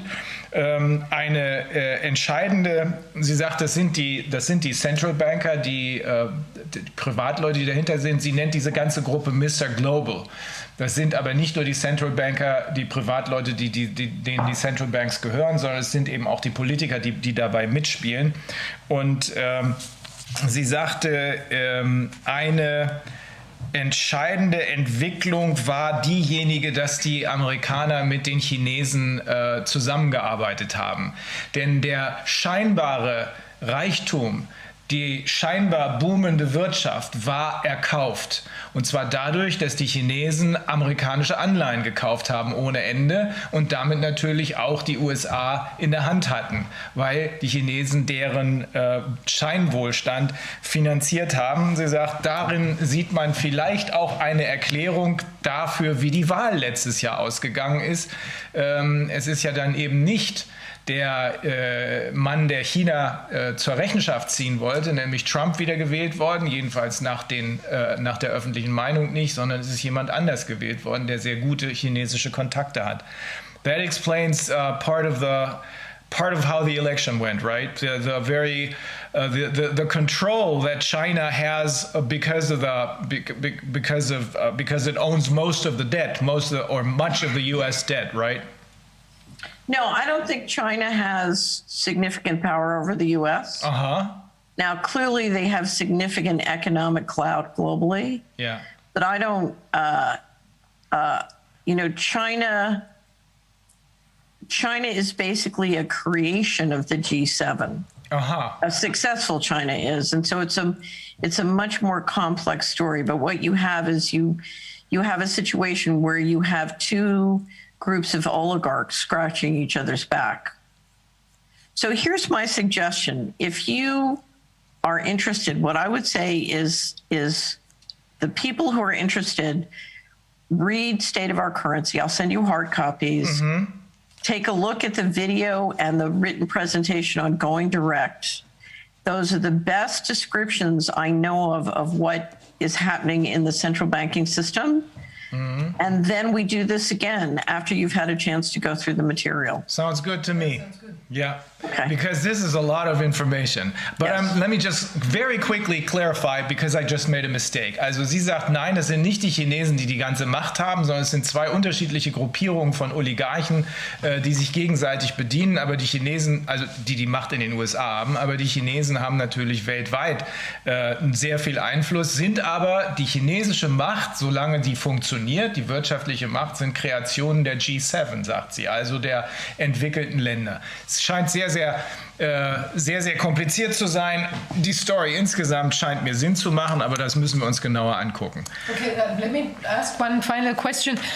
So if we follow your train of thought now, and you said that it's, they're basically like happy how it has evolved, the whole project, let's call it. Would you think that there's something that they have not taken into account? Like, for instance, I mean, you said that it's a lot about like secrecy, that it's not out there. And what we see now as like a global movement is that a lot of people are looking much more into the details. I mean, so both on the scientific side, but also like now on this financial side. And do you think that's going to be of some sort of, so you're going to pose some sort of threat to them, to the whole scheme, let's call it? That's an excellent question. And when in our wrap up the injection fraud, our first section is what we call the heroes. And we put together a list of all these many doctors, scientists, attorneys, researchers, journalists who absolutely extended themselves to get to the facts of what was going on and how to protect people, whether it was protect their money or protect their health.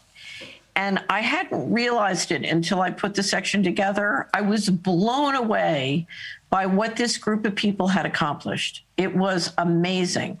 And I think these guys had no idea, especially that the medical community would share and collaborate and communicate in high speed and figure out how to protect people in the way that they did. And I think it really backed them up because the shared intelligence of this global group of these people and many more like them was so fearless, so courageous, so intelligent, because when we operate together, we're so smart, in this kind of open shared intelligence. And I think that backed on the medical side, I think this backed it up tremendously and stopped a lot of the fear from accomplishing what they wanted.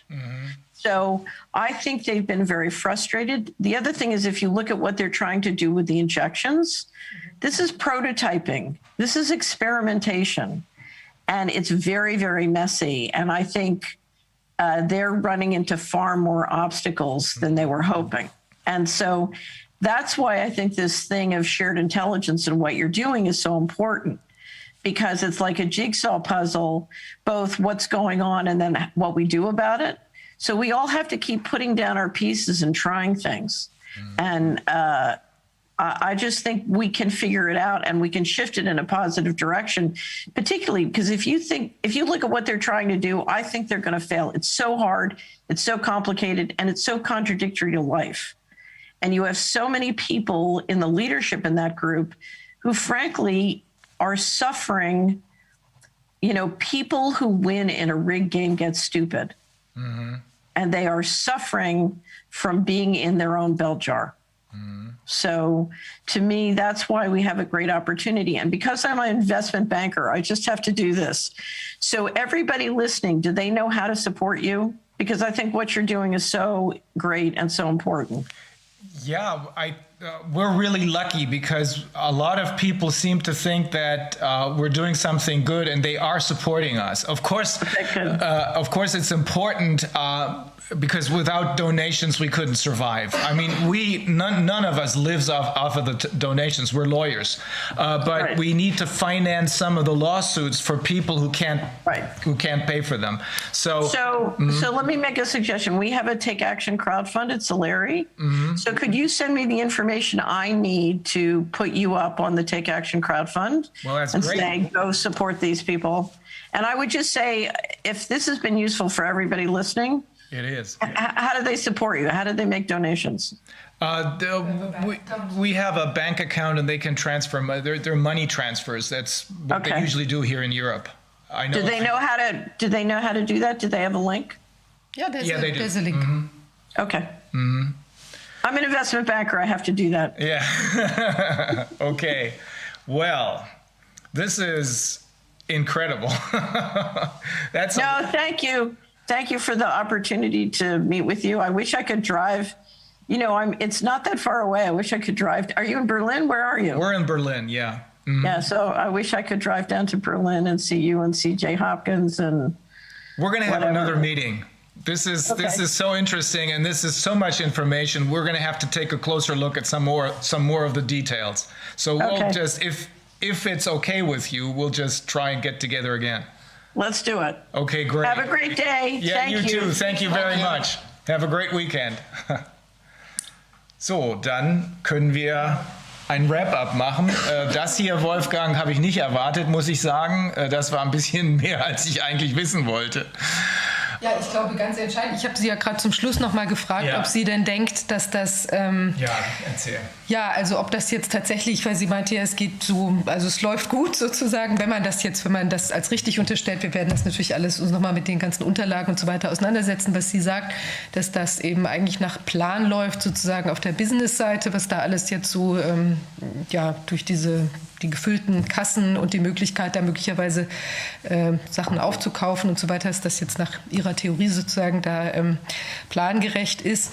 Und dann hatte ich gefragt, ob sie denn denkt, dass da vielleicht auch durch die ganzen, weil sie auch an einem Punkt meinte, es geht halt auch viel um Geheimniskrämerei, also dass das eben, wenn das natürlich jetzt bekannt würde, was da alles so abgeht, dass das halt doch nicht nicht so gerade auf Begeisterung stoßen würde. Dann habe ich gefragt, ob sie das Gefühl hat, dass eben dadurch, dass ja jetzt weltweit, also wir sind Teil dieses Aufklärungsprozesses oder dieses investigativen Prozesses, ob da eben da vielleicht doch ein bisschen Sand ins Getriebe kommen könnte, weil eben die Leute doch einfach jetzt mehr zutage kommt, als man sich da vielleicht wünscht. Wie gesagt, jetzt die Richtigkeit ihrer Angaben unterstellt.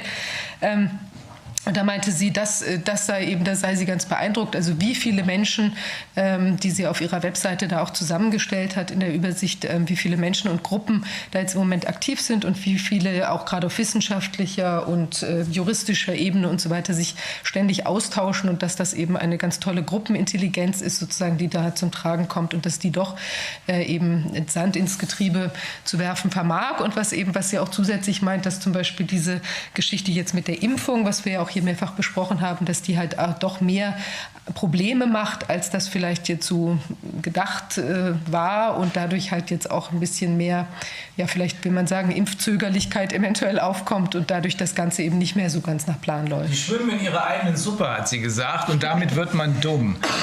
Aber es ist tatsächlich so, dass die Leute, die hier international, so wie wir das jetzt machen, wie wir mit ihr gemacht haben oder mit anderen Leuten, die wir hier gehört haben, wir haben tatsächlich, so wie du sagst, Sand ins Getriebe geworfen. Deswegen haben wir die schon mal ein bisschen verlangsamt. Aber die haben sich auch selbst ein Bein gestellt mit ihren Impfungen, weil das machen viele Leute nicht mit. Wir kriegen ja ständig neue Meldungen rein von den Impfschäden. Das kann man nicht alles verheimlichen. Da kann man nicht jedes Mal erzählen, nö, das war irgendwie Altersschwäche, während vorher alles Covid war. Ne? Das wissen die und deshalb schwenken die jetzt auf einen anderen Impfstoff. Ja. Ja, genau. Ja, neues Spiel, neues Glück. Ja, genau. Die wollten ja auch auf einen anderen Erreger umschwenken, die sogenannten Mutanten. Das haben sie auch schon versucht, weil sie mit dem PCR-Test nicht weiterkamen, schwenken sie auf Sequenzierung. Also die versuchen dann, ist egal, ob was da dran ist. Die suchen irgendeine neue Story, machen eine neue Story und gewinnen damit wieder Zeit. Das ist das, was dahinter steht. Ja. Tja.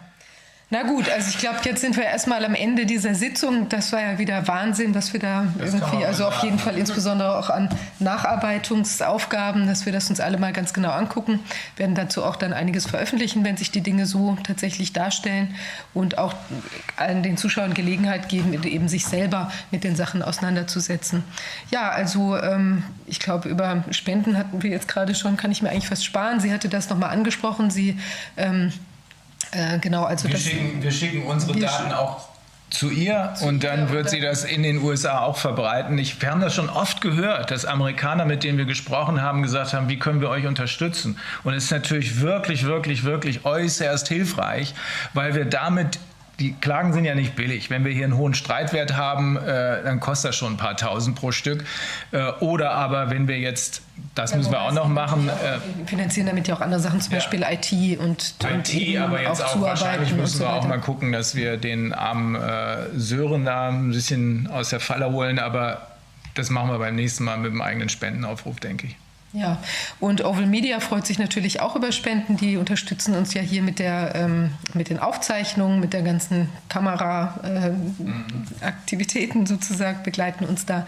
Ja, vielen Dank da auch nochmal hin. Und wir sagen dann, glaube ich, einfach Tschüss und bis zum nächsten Mal. Ja, schönes Wochenende. Schönes Wochenende. Vielen Dank auch an Wolfgang Wodarg. Ja, danke Wolfgang. Wir sprechen am Wochenende. Okay. Jo, ja. Tschüss. Tschüss.